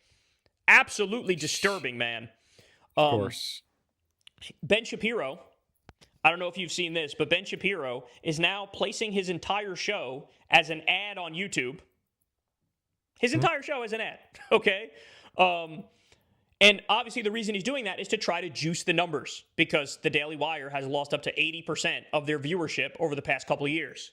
Not humiliating. He's done that's for, embarrassing. Dude. Ben Shapiro had a hilarious meltdown the other day, which came across as pathetic and whiny when he thought it was like badass. His life at the is same done. time that's going on, It's the over. new CEO of the Daily Wire, not Jeremy Boring, who already is gone, but the new CEO, just resigned. So this guy took one look at the situation there and said, oh yeah, let's we can't do this. We're not doing this. This place is beyond recovery. This place is beyond saving. We're done here. I'm done. I'm out. So, it's actually crazy. Not looking good for old Benny Boy over there. That's for sure. Turns out people don't like it when your whole network is based off of downplaying the Epstein files and cheerleading illegal wars of aggression where we carpet bomb schools and hospitals. Okay. All right. And then kind of a bad look, finally, right? I got just a couple more here for you. So Trump, the most relatable thing about Trump is how much he hates his kids. Because I also hate his kids. And Don Jr. and Eric are the worst of the worst. So apparently Don Jr. is getting married. He's not going to his fucking marriage. He's on 3, 4, 5. No idea. Don't care, really. Anyway, him and Kim Guilfoyle broke up a while ago, as I'm sure people know. But he's got some new person who he's dating and is his fiance, and they're going to get married. So they're going to have this event, this marriage in the Bahamas. They're going to have the ceremony in the Bahamas. Trump was asked no wonder he's not going. Well, it's in the Bahamas. I'm a little busy here as president. I'm handling things like Iran and things of that nature. Meanwhile, cut to literally the next day, he's out on the golf course in New Jersey, right? Like he's going to Mar-a-Lago every other fucking weekend. And so he literally goes out there. He's basically like, I'm not going to go to my son's wedding. I'm not going to go to my son. And it's like, bro, you actually fucking hate your kids. You actually fucking hate your kids. So that's this is the only positive thing you'll ever hear me say about Trump is that I also hate his kids and they're not worthy of love. And so he shouldn't give it any to them. So go ahead, bro. You go ahead and miss that wedding. Miss that wedding all day, every day. We don't give a shit. I'm sure his son is, Dad, why doesn't Daddy love me? Because you're a piece of shit. You're a piece of shit just like he's a piece of shit. You're both pieces of shit, but you definitely are a piece of shit. And if I was your dad, I'd also hate you. Right. You should be hated. That's the correct reaction to somebody like you, if I'm being honest. That's right. That's the truth. It's the truth. All right. And then finally, this is insane, bro, but there's a missing Republican congressperson. Bro, his name is Tom Keene Jr. He's a Republican, New Jersey Republican. He's been missing for 75 days. Well, come to find out, his staff is still pretending like he's there, and they're like tweeting shit as if he's there. Crazy. Now we also learned his wife has been missing that whole time, too. So he's 57 years old, just disappeared one day. Don't know where he is, don't know what's going on, don't know where his wife is. And nobody's even, like, this is barely being talked about. It's barely being talked about. I didn't hear about it. I don't know what the fuck is going on here, but whatever it is, it's not good. And you genuinely don't hate Congress enough. Between all the corruption, all the insider trading, all the listening to lobbyists and not listening to the American people, selling everybody out, but also being so selfish and so piggy and so greedy and so self-absorbed. Like, I don't know what happened. This guy could have done a murder-suicide for all we fucking know. This guy could just, like, literally. But I guess we'll find out. But there you go, guys. That's your updates for today. I love y'all very much. You guys have a great rest of your day. Let me also say, everybody sign up for Crystal Kyle and Friends on Substack. We have a great episode dropping later today. I'll give you a couple teaser clips as well. But we have Young Don coming on the channel from Young Don Reacts. I'm a big fan of his channel. Everybody go check that channel out. But definitely go sub. You'll want to hear the entire conversation. You won't want to miss it. It's awesome. We get into a bunch of stuff, give you guys a bunch of updates. And yeah, that's all I got for you. I love you guys, and I'll see you soon. Peace.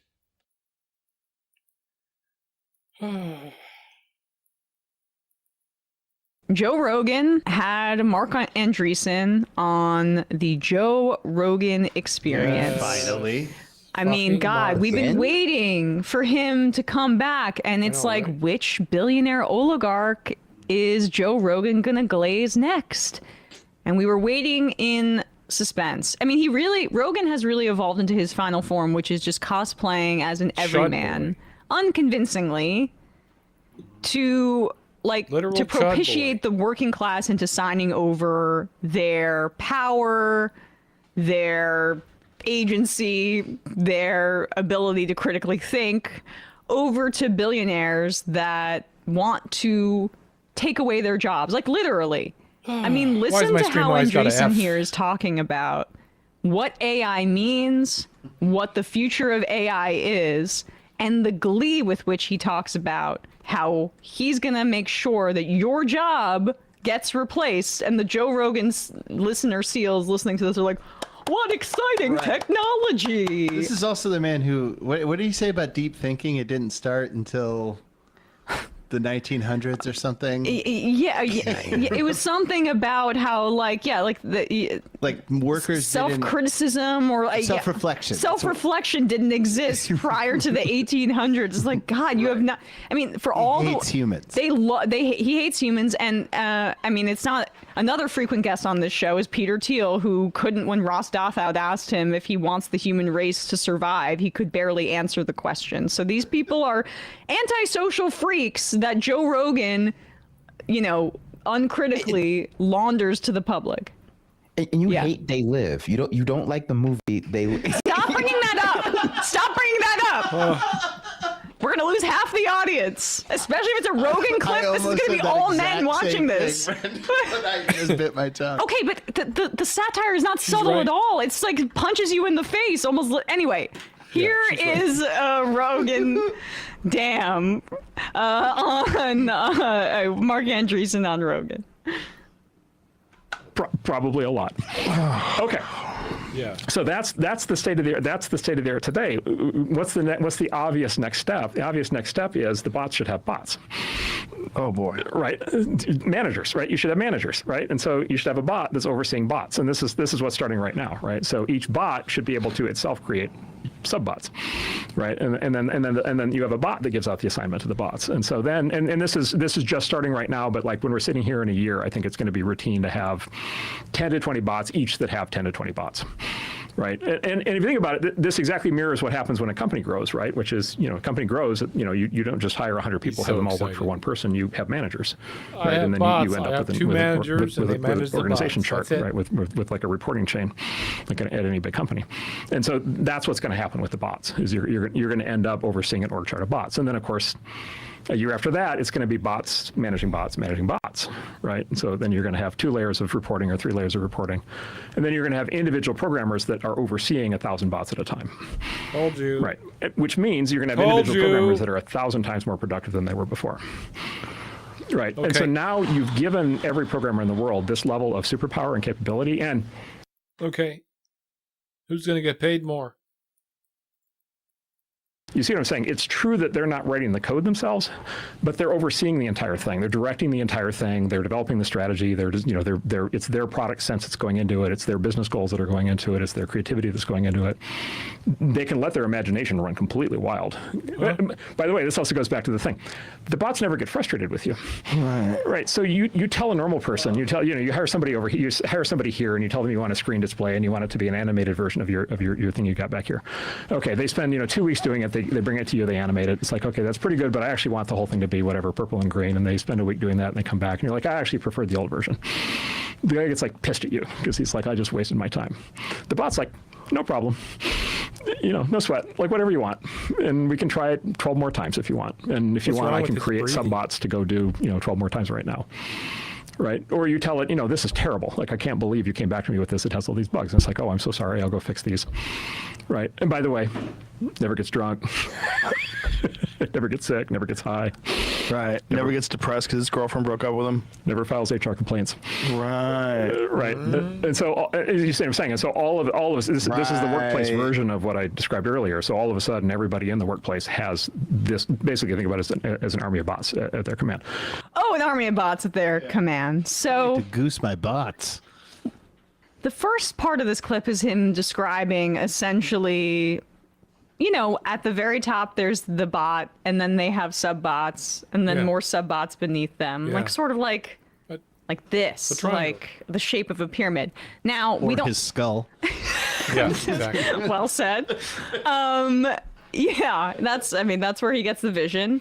Now, pyramid schemes are wrong because they are exploitative of the people at the bottom of the pyramid. So I guess we don't have to worry about the great grandchild bot being exploited.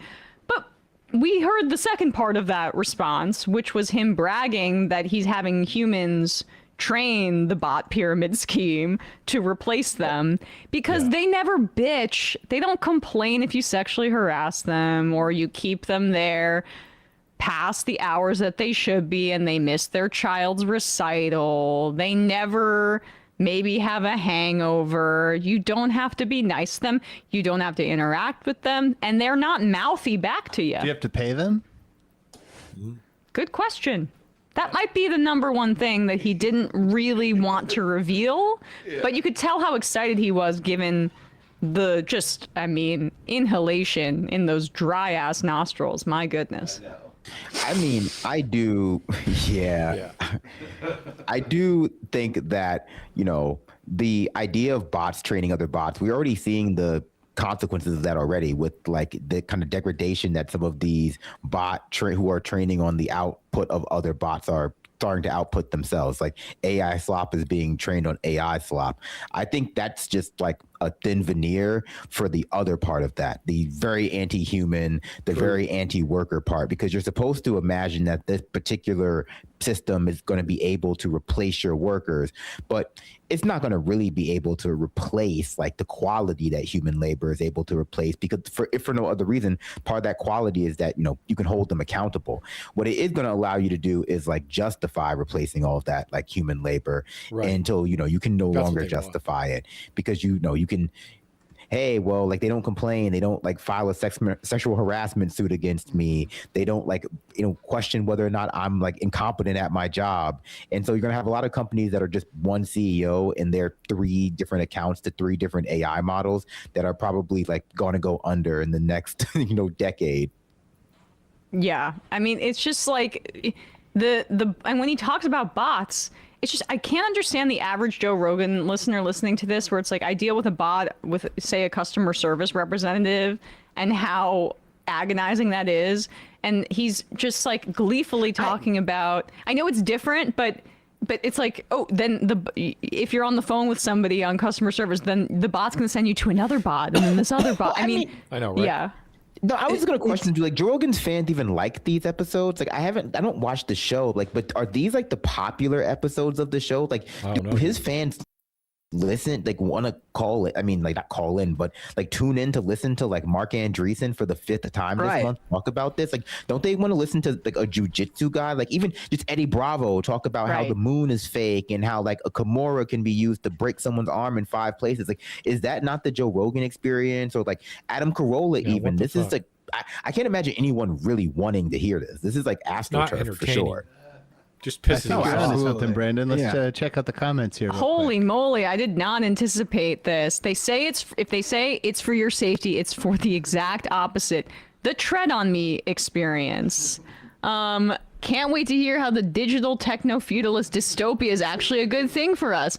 I'd like to propose bringing a flock camera and laptop to Joe, giving him some instructions and letting him see how secure and effective it is, instead of hearing it from the single person most financially invested in the company and technology. Wow. Train by day, record everyone by night. All day. Let's put a camera in this guy's home and office. The way this guy inhales is driving me crazy. The billionaire apologist experience. We haven't skipped one. Damn. There you go. I mean, answering that question. The blowback against AI is very real. Like anyone who is paying any attention to this, it's like unbelievable how roundly AI is being dejected. I think it's specifically because it's being led by billionaires, all backgrounds, all some of the worst people are making. I mean, the only people who aren't are people within the tech industry who are set to it's not open source, make a lot of money off of it. And I think it's always very telling how people like Andreessen and other AI promoters talk about it, because they're basically saying like they don't value what their own workers, their own employees do, because they think they can just replace them with a bot. Mm-hmm. But we all know that's not true, because these bots can only act based on what they're trained off of. And human beings in their everyday lives experience very unique circumstances that require thinking. And there's not a by the book or, sort of just read the directions and do what they tell you sort of response. And the bots can't handle that stuff. So is your industry, is your business putting out anything that great if it could be run by just a bunch of robots? Like, sure, there are things that can be automated. We've been automating forever. We would love to automate factory work, because I think people would do, people can do more than just, push a button, sort of on the, assembly line type stuff. And we've automated a lot of that stuff and only put people where it's absolutely necessary in a factory. Right. Well, I mean, that's the point, is like technology is created by human beings, but it's owned by the most privileged 0.001%, these billionaire capitalists, to disempower the rest of us. And they're basically hacking us to make the robot. You know what I mean? Using us to train it. Technology should be there, and technological improvement to make people's lives easier, not to like poison all of our water and replace us in the workplace. I mean, right, but what's really interesting is how in his example, what was the bots improving, right? The bots, he made no mention of like productivity or the actual like work that their employees do. No, to him, bots were better because they weren't humans. They didn't have feelings or emotions. They didn't. They couldn't complain if they're being harassed sexually or otherwise. No HR. You know, that should tell everybody exactly what these people, these tech people, are trying to do and what they want. On top of obviously wanting to make tons of money, they have ulterior motives because that's just who they are. They're very anti-human people. Right. And the references to Flock, we don't necessarily need to play it because I think that clip got the gist through. But yeah, he does a whole pitch for Flock, the surveillance software. Yeah.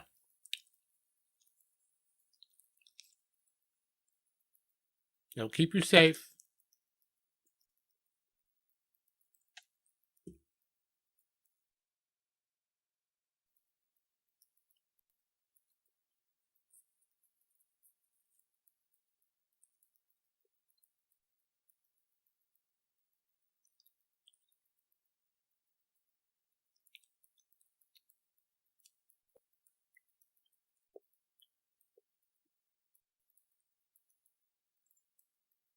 I think we had Jessica Burbank on. She's still doing a ton of work on it. Oh, nice. So people should check out her work. But she was covering, I think, in particular, like Scarsdale, and how these police, these local police precincts are using Flock technology and not necessarily, conferring with the population that's being surveilled. It's being promulgated fairly quickly. I mean, that's how tech operates. They ask for permission later and they integrate things into policing or surveillance, or, build a data center in your backyard that poisons your entire community.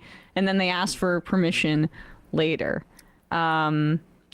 Reese from Tacoma, I personally have spent many hours programmatically automating away parts of my software engineering job, but I use it to take away the miserable BS I hate doing so that I can have fun working on tough problems. But I never let on to the employer how much I do, because now I get to lower my average workload without it being made to fill it back up with 10 times responsibilities. To your point, Emma.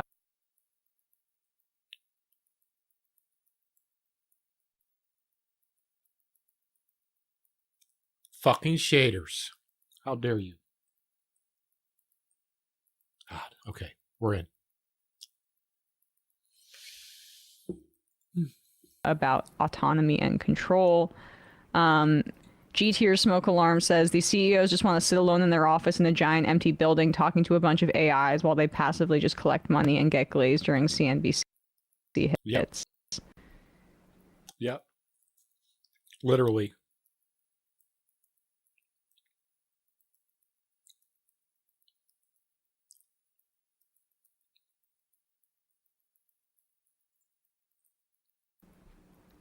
That's what I'm saying. The oligarchs of the Gilded Age, at the very least, were building infrastructure and also, in the end, got into like culture and the arts. These people are building their bunkers and isolating themselves from the rest of the world. Yeah, I think a lot of them are also really insecure, like Elon Musk, about their lack of expertise and the things that they actually need to make their business run. And so if you can automate it, then you don't need rocket scientists or like programmers or any of the things that like actually make the business run. You can be like the genius CEO who's essentially just doing every part of the workflow yourself. And so, I mean, I think we now have a era where they actually believe that of themselves, and they're trying to make it happen. Hey, folks, don't forget to hit the subscribe button and check out our daily show. We do it every day at 12 p.m. Eastern. Last video. That's it. What is this game?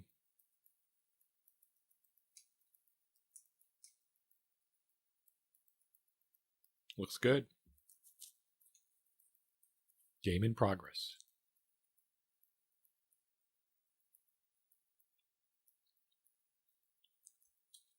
I'll have a gun. Oh, there we go. Yep, still Fortnite.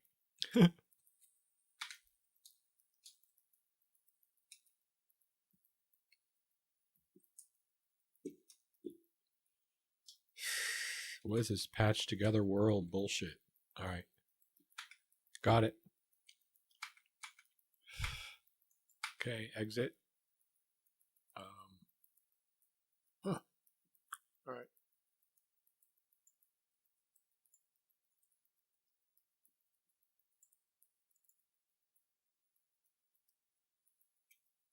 Literally, you're editing Fortnite. It's crazy.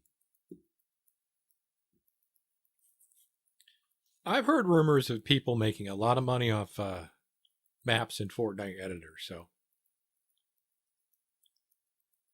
I know how to use Unreal, as you guys have seen. Maybe I can make some money that way.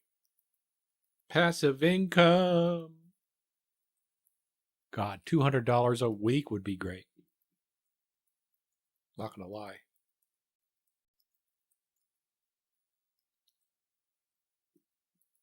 All right, what do we play? What are we playing? I want to play Path of Exile. It's the 29th, though. I believe.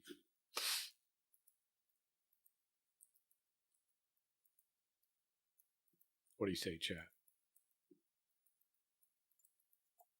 No, nothing? Okay, that'd be that way. Ocean Fest. Discounts, demos, and more on all Ocean games. The fuck is Squad version 10? There's so many fucking games out there. Oh my god. Fucking ship blew up, bro.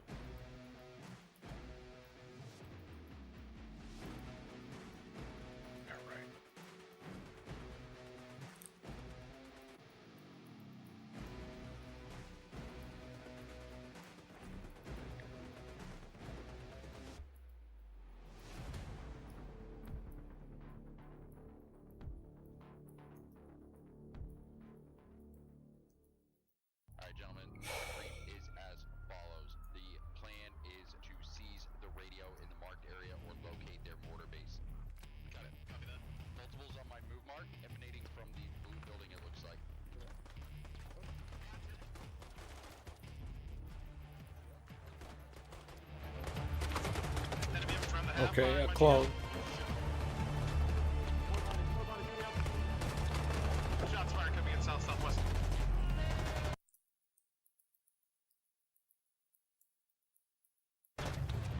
Active development. Crazy.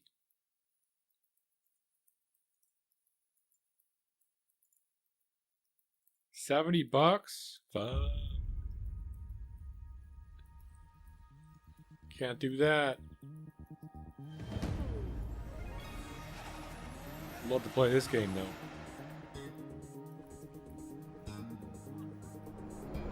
Not gonna lie, this is on my wish list.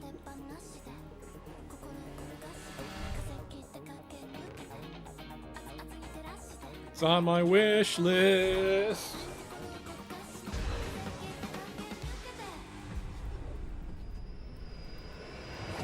Win engine footage. Hell yeah.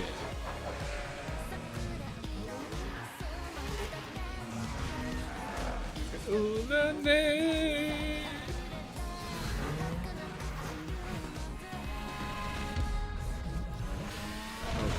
Yes. Gimme, gimme, gimme, gimme. Give me that RX-7, please. And the box trucks? Hell yeah. Dude, I'd buy this game just for the box truck. Dun, dun, dun, dun. I heard they sell 6 million copies. That means, shit. Made 60 million at least.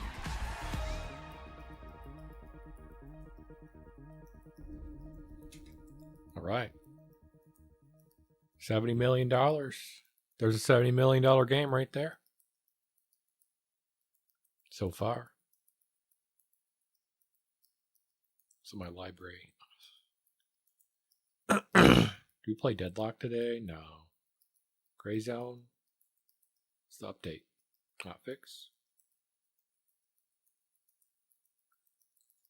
Yesterday.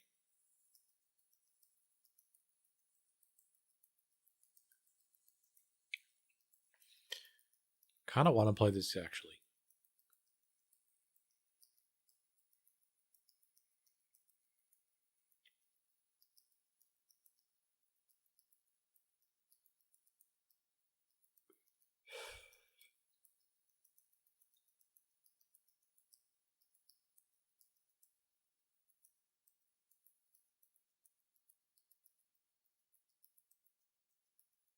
One of the things I liked about this game is it's like an active world. And, huh? Why is it failing? Oh. Manage.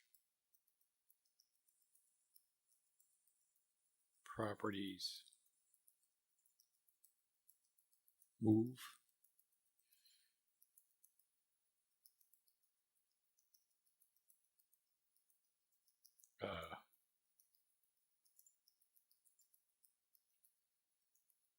Fuck you. What?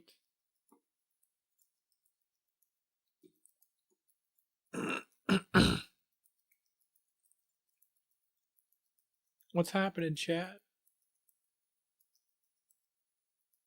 Can't do that.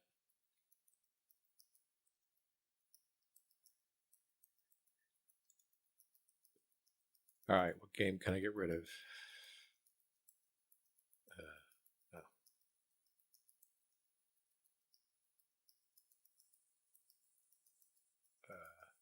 Size. Fuck.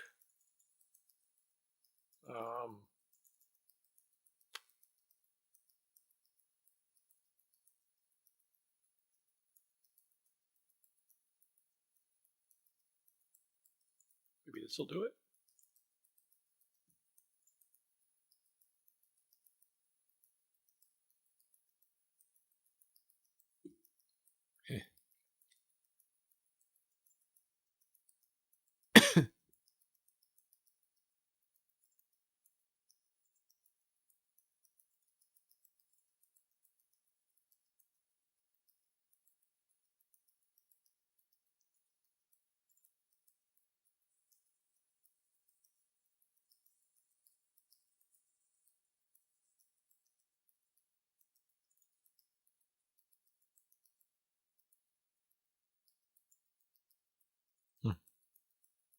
Manage, uninstall.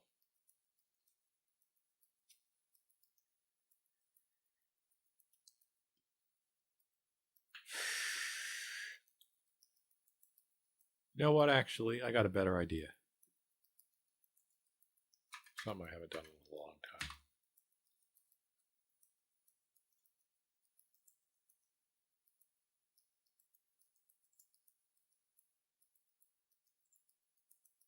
Let's go.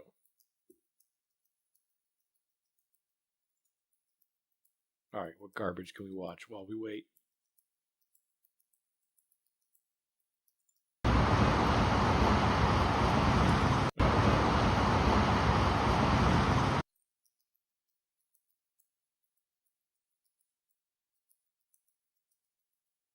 Hello? Okay, I'm not doxing myself. Check it out, folks.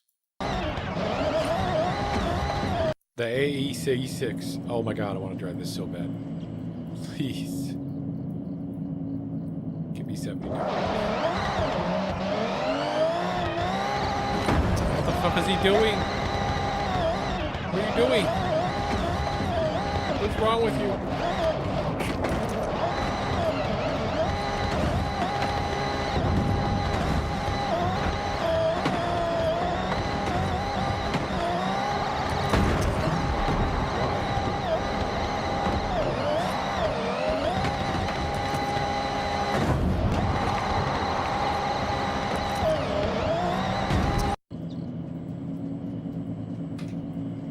Does bro not have a controller? What the fuck?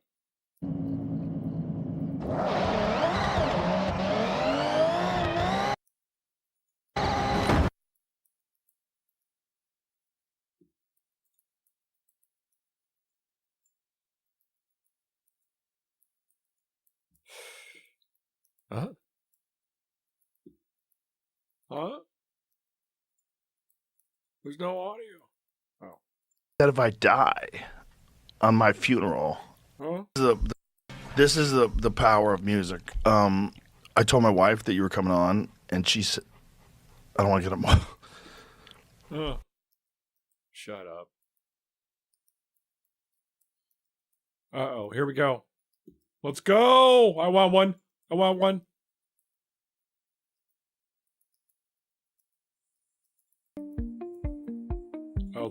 Oh, yes. Oh. LX3G.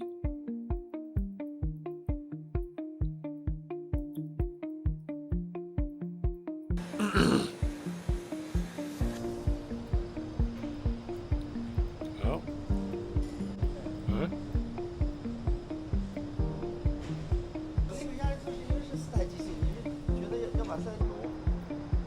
就显卡分数来讲，我们现在是23279分，那这个相当于一个什么水平呢？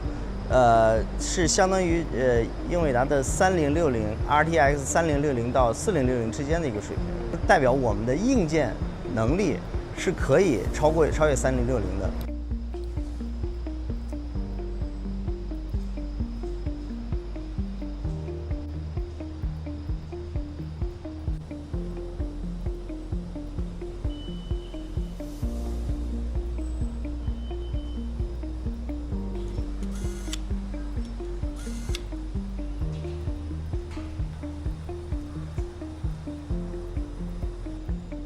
我们要查一个吧。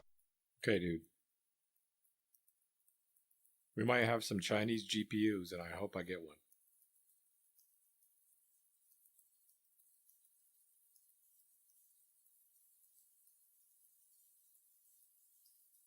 I.e. cheap.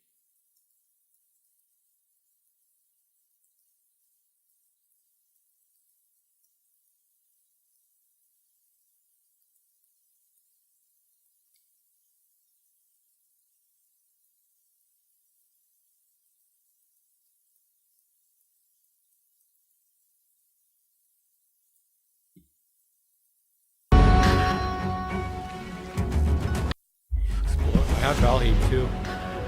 I haven't played this since it came out. Huh?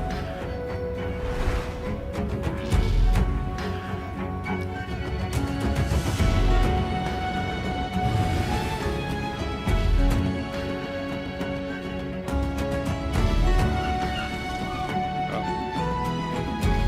There's actually a story now? Final update. More loot.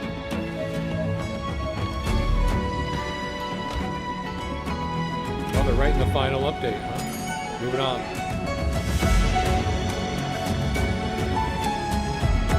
Expanded locations. Valley.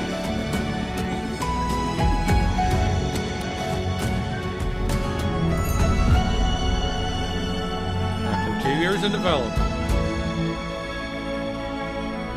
Full release coming soon.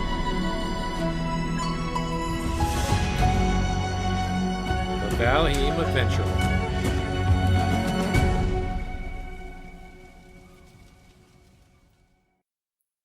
All right. Game's actually pretty good. Not gonna lie.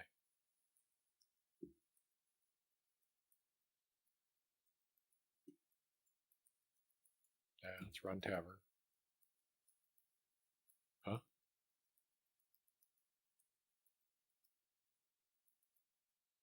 Oh yeah, here's what I do every day. Think marijuana is harmless?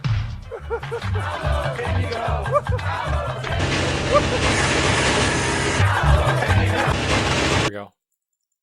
Think marijuana is harmless? Something that would never happen. Something that would never happen.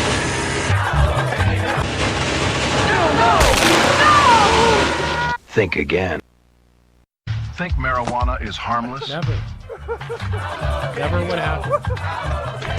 Never would happen on marijuana.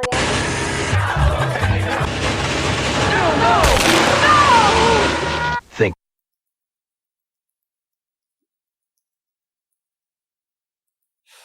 Those were the ads in the 90s.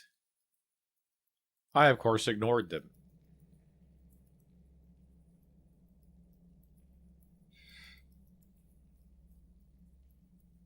Okay. Wrong screen. Thank you.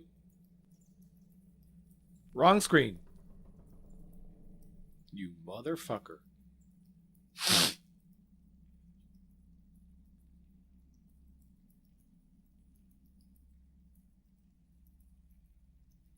Yeah.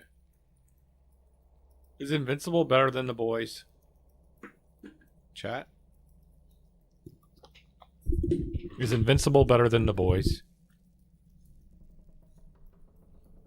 I mean, the first 3 seasons of The Boys was top tier.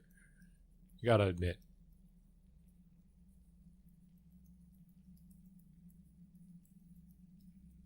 I don't know.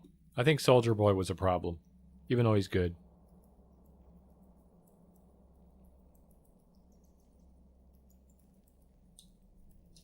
Loading.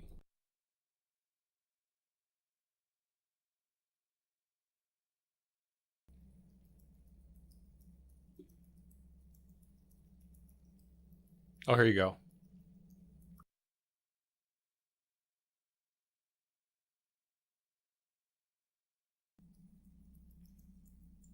Since everyone's seen it.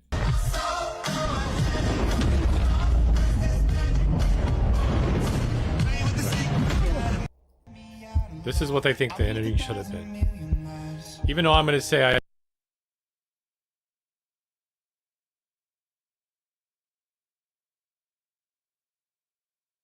This is for people that think that Homelander was the good guy. Actually disgusting. Why would he V up 9 times? Oi!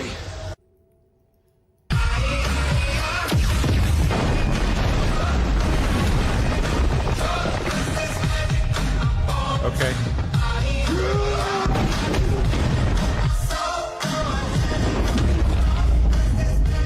What?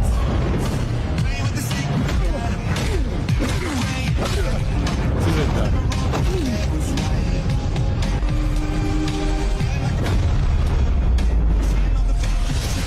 What's that? What?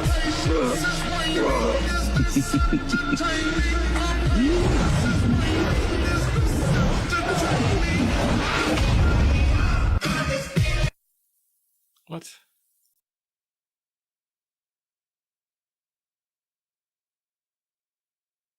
The Boys remake.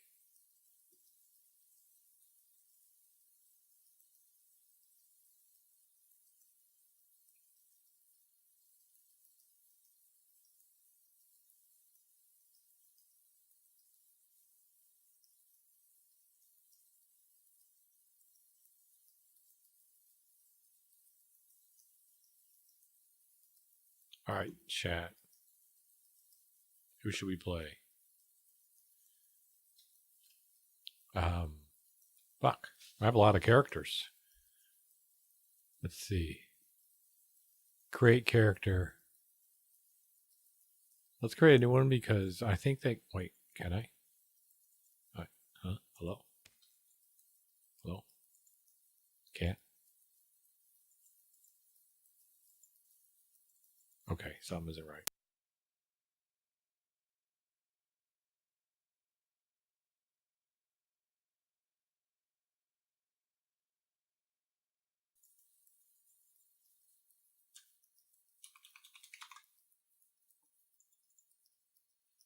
Okay, seriously?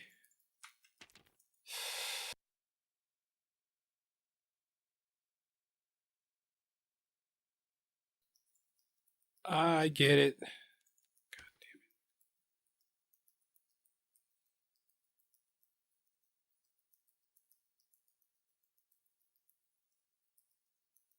It's a bug.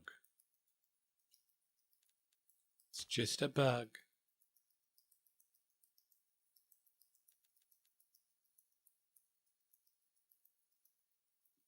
What is this resolution? Okay, let's do that. Apply. Apply. There we go. 1920. Whatever.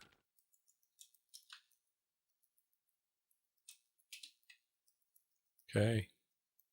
Turn. There we go.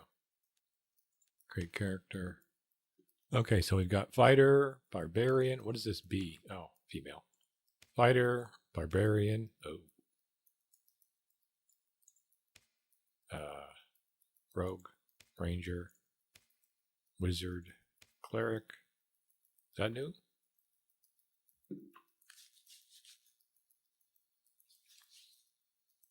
Hey. Oh, I think I have a cleric already, don't I? Let's check. A bard. I did a bard. Warlock. And a druid. Okay, I don't... Oh. A wizard, fighter, druid, a ranger, and a warlock. Okay, let's do the druid.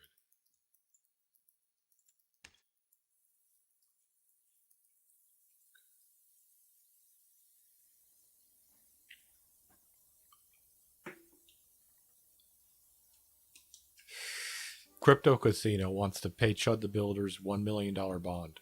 Are you fucking kidding me? What, so we can go to Mexico and crypto gamble? And say N-word? The fuck, bro? That's what they're gonna do?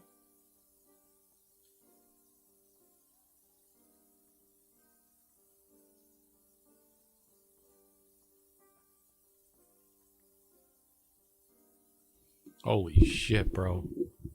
Alright. What is new in this game? 17 fame, 5 gear score. The shop. I have no moolah. I have none moolah. Okay.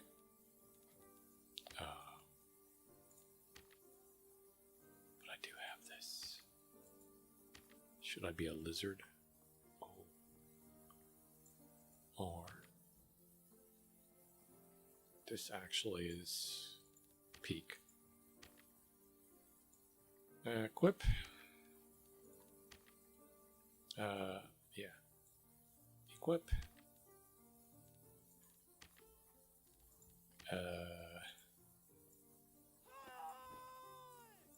Equip.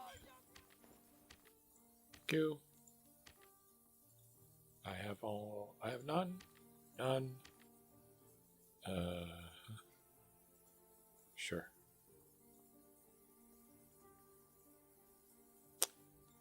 Alright then. Or hello. Work. Yeah, I'm feeling this. Okay. Skills. Natural healing. Okay. That's level 5. Shapeshift. into the selected animal. Okay, and then spell memory. Spells. Spell memory 2. And then here's the spells. Okay, what do we want to do? We got Tree of Life. Thornbearer, Summon Trent. We want that. Want Restore. Yeah, we got it. I think we got this loaded up right. Here we go. Oh yeah, let's go. This is new. Up to epic rewards. PvE, normal, high roller. I don't want to go PvE. Oh. Blue Maelstrom. Unlike requirements. What? What is this? How dare you make... How dare you? What do you have to say, Tavern? Sure. Sure. Oh, thank you. Oh. Much obliged. Okay. What's the spider? Cockatrice.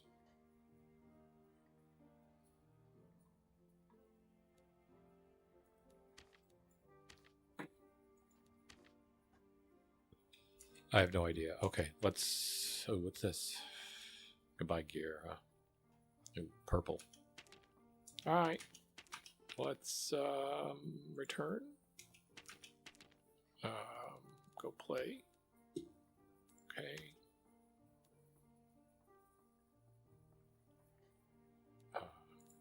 Here. I don't understand. What needs to be... Squire, Karma, and Fame, player list. Change class. News.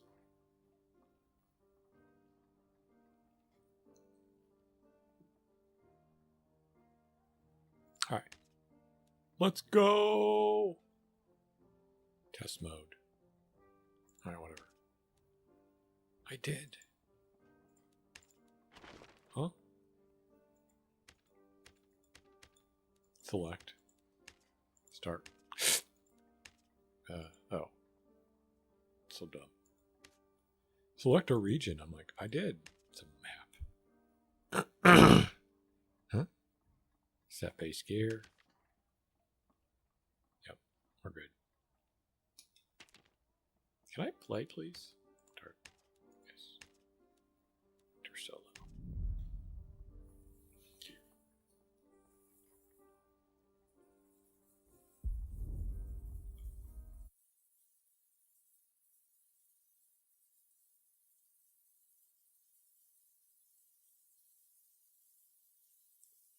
The juice. Zoomer logic. Class trader.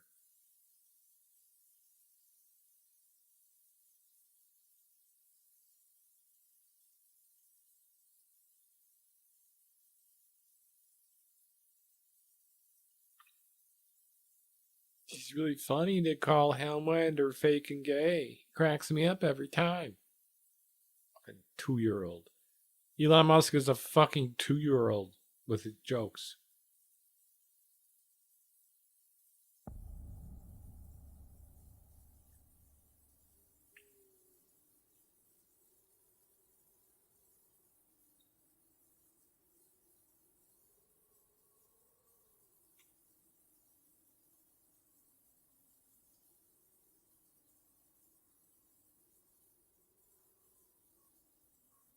I'm in. Boys, don't make a sound. Oh shit, nothing is set. Oh my god. None of the options. Alright. Input. G.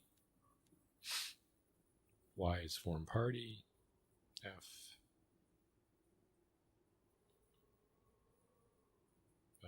P. Gonna be X.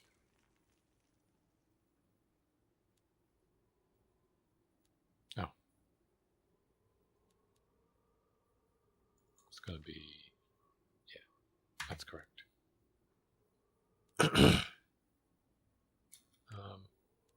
Proximity. Party. Proximity. Okay. 134 hours, boys, girls, MBs. 134 hours. Okay. Quest log L. Dungeon map M. Caps lock. Arena scareboard.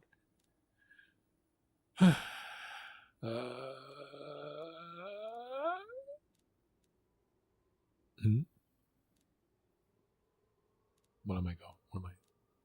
Huh? Okay, I'm lost now. Where is the fucking...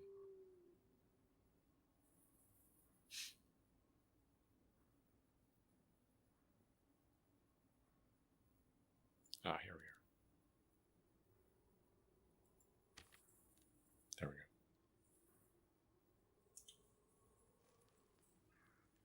Got a Belveda. Huh? Oh, it doesn't work. Bitch ass. Inputs. Crouch. Apply. Close. Hello. Ah. Okay. And we have our cast. Got Trent up. Okay. Thorn barrier. Fires an orb. Okay, let's use that. You need to turn it up.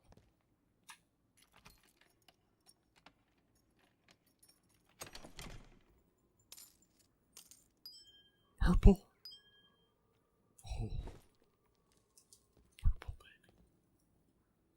baby. Okay, wait. Dark and darker. It's turned way down. What? Why is it so low? Oh, here we go.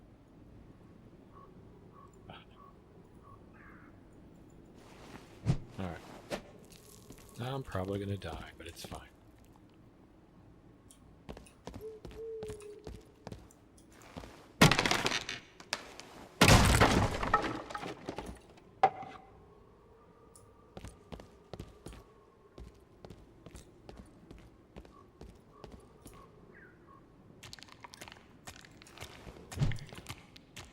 Thorn? Huh?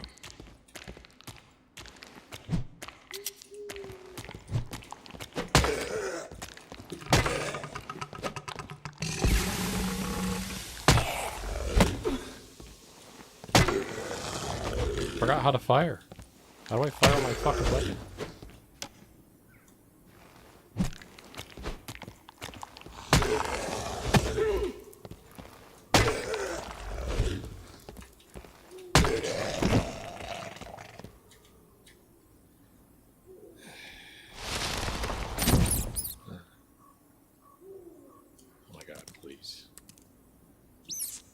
Literally no other game.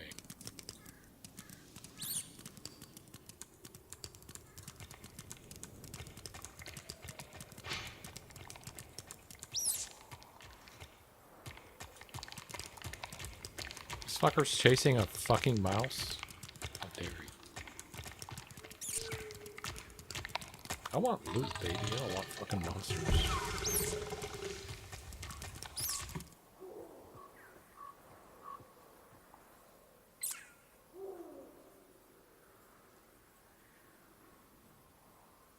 I want to G it.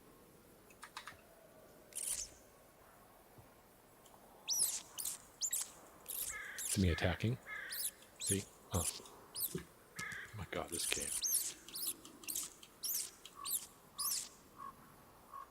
Now if it just had random dungeons.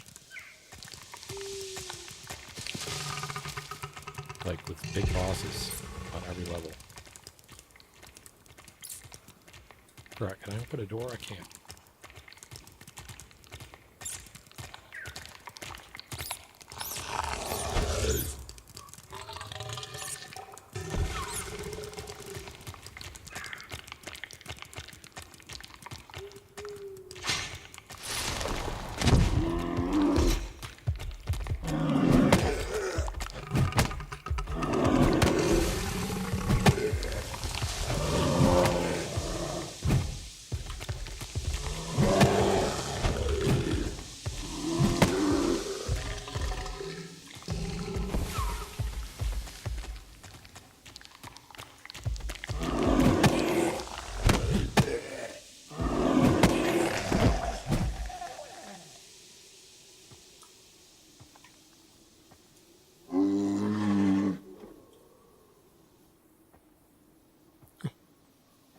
He sits down as a bear. I'm done. I love it. Fucking zombies.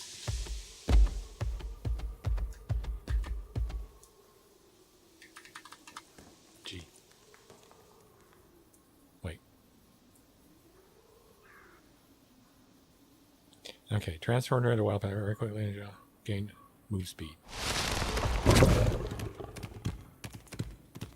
Loot.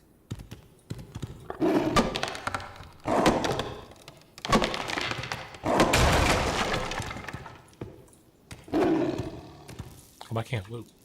Fuck. Human. Only humans can loot, of course.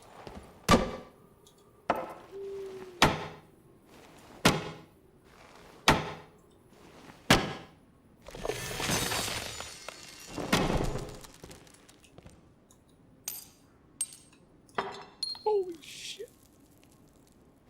Let me in.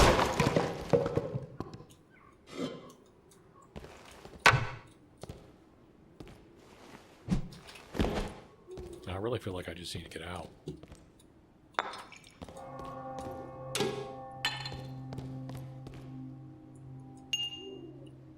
Oh, ding. Ding, ding, ding. Loot. The loots.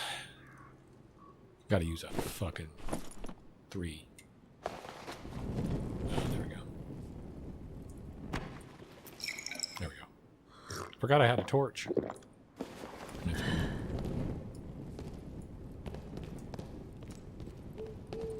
Let's use it. Give me your juice.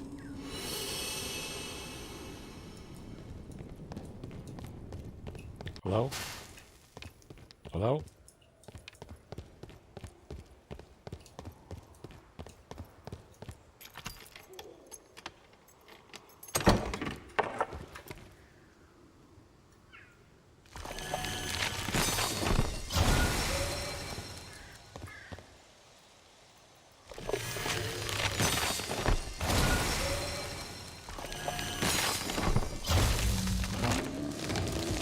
Where's my buddy?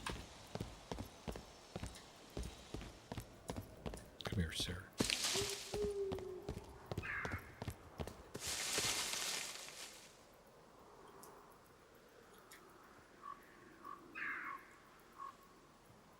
It's gonna chill.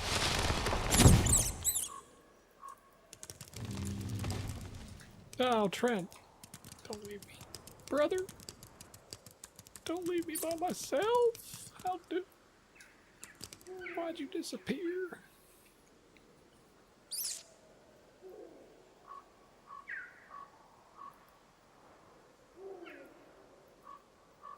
What does he do?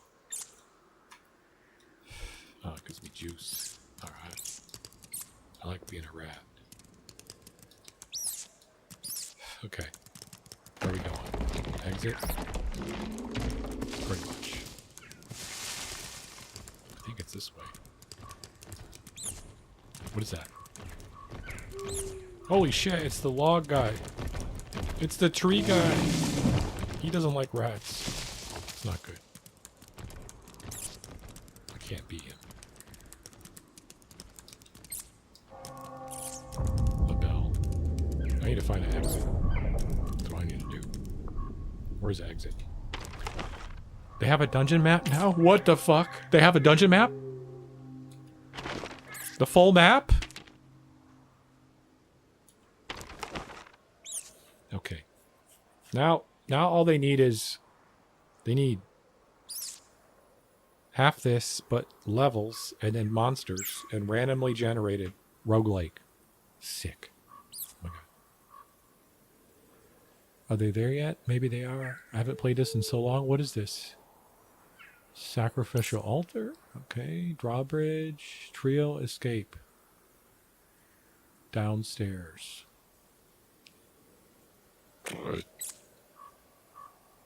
Yeah, deeper. Go deeper. No, I want to exit.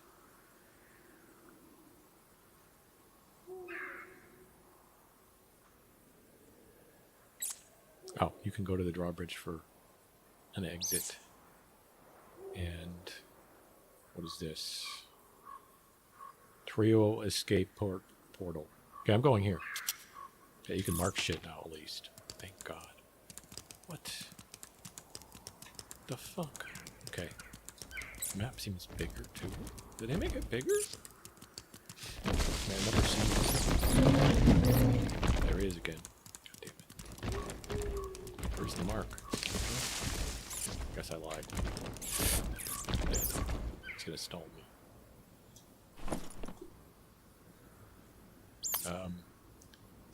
Hello, Mr. Rock Dog. Really?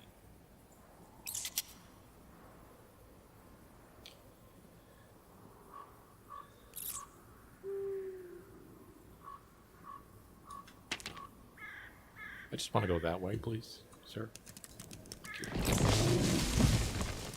Moves fast.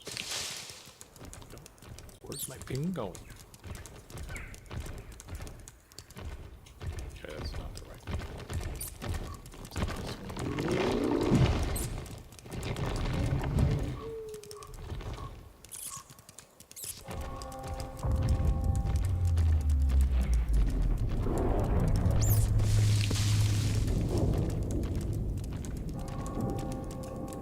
Is he gonna follow me all the way down here? Jesus Christ. You're making that much noise? Go away, old man. What does the bell mean? I'm fucked.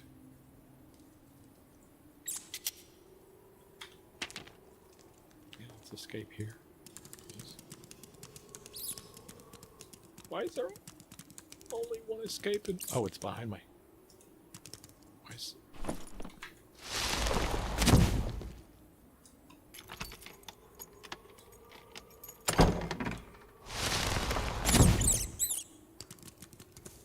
I'm outside finally.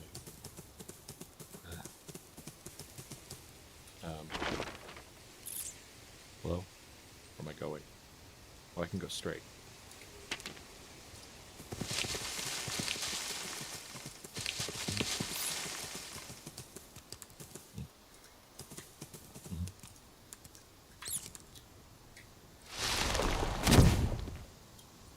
There's no one in this game. It's great. It's really just awesome.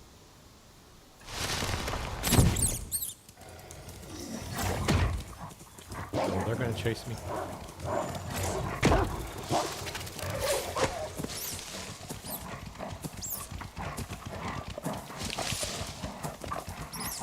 I hate this level.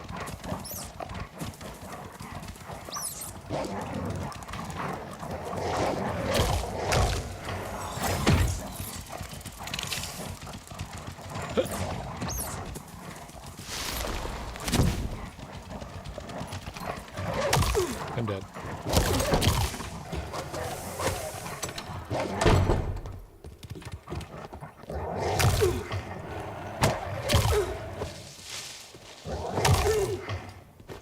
Ah. Transform.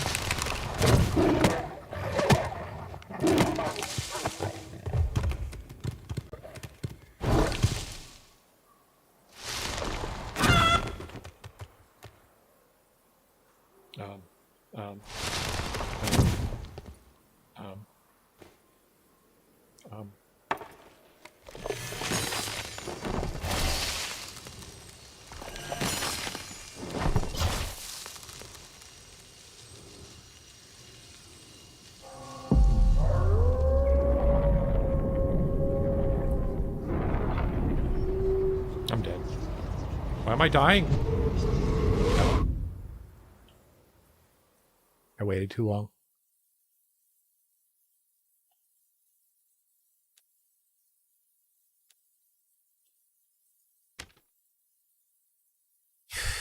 Wait, that was it, right?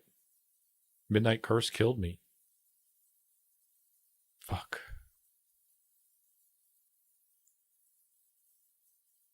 Neophyte 3.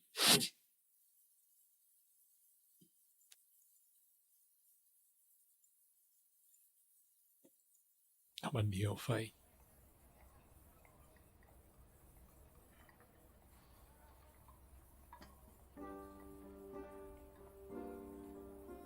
Questlog. Simple test. I got it. Accept it.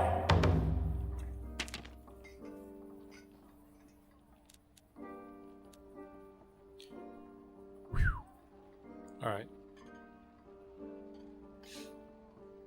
Let's see. Gathering all. 3 members. 1 member. 2. Oh my God.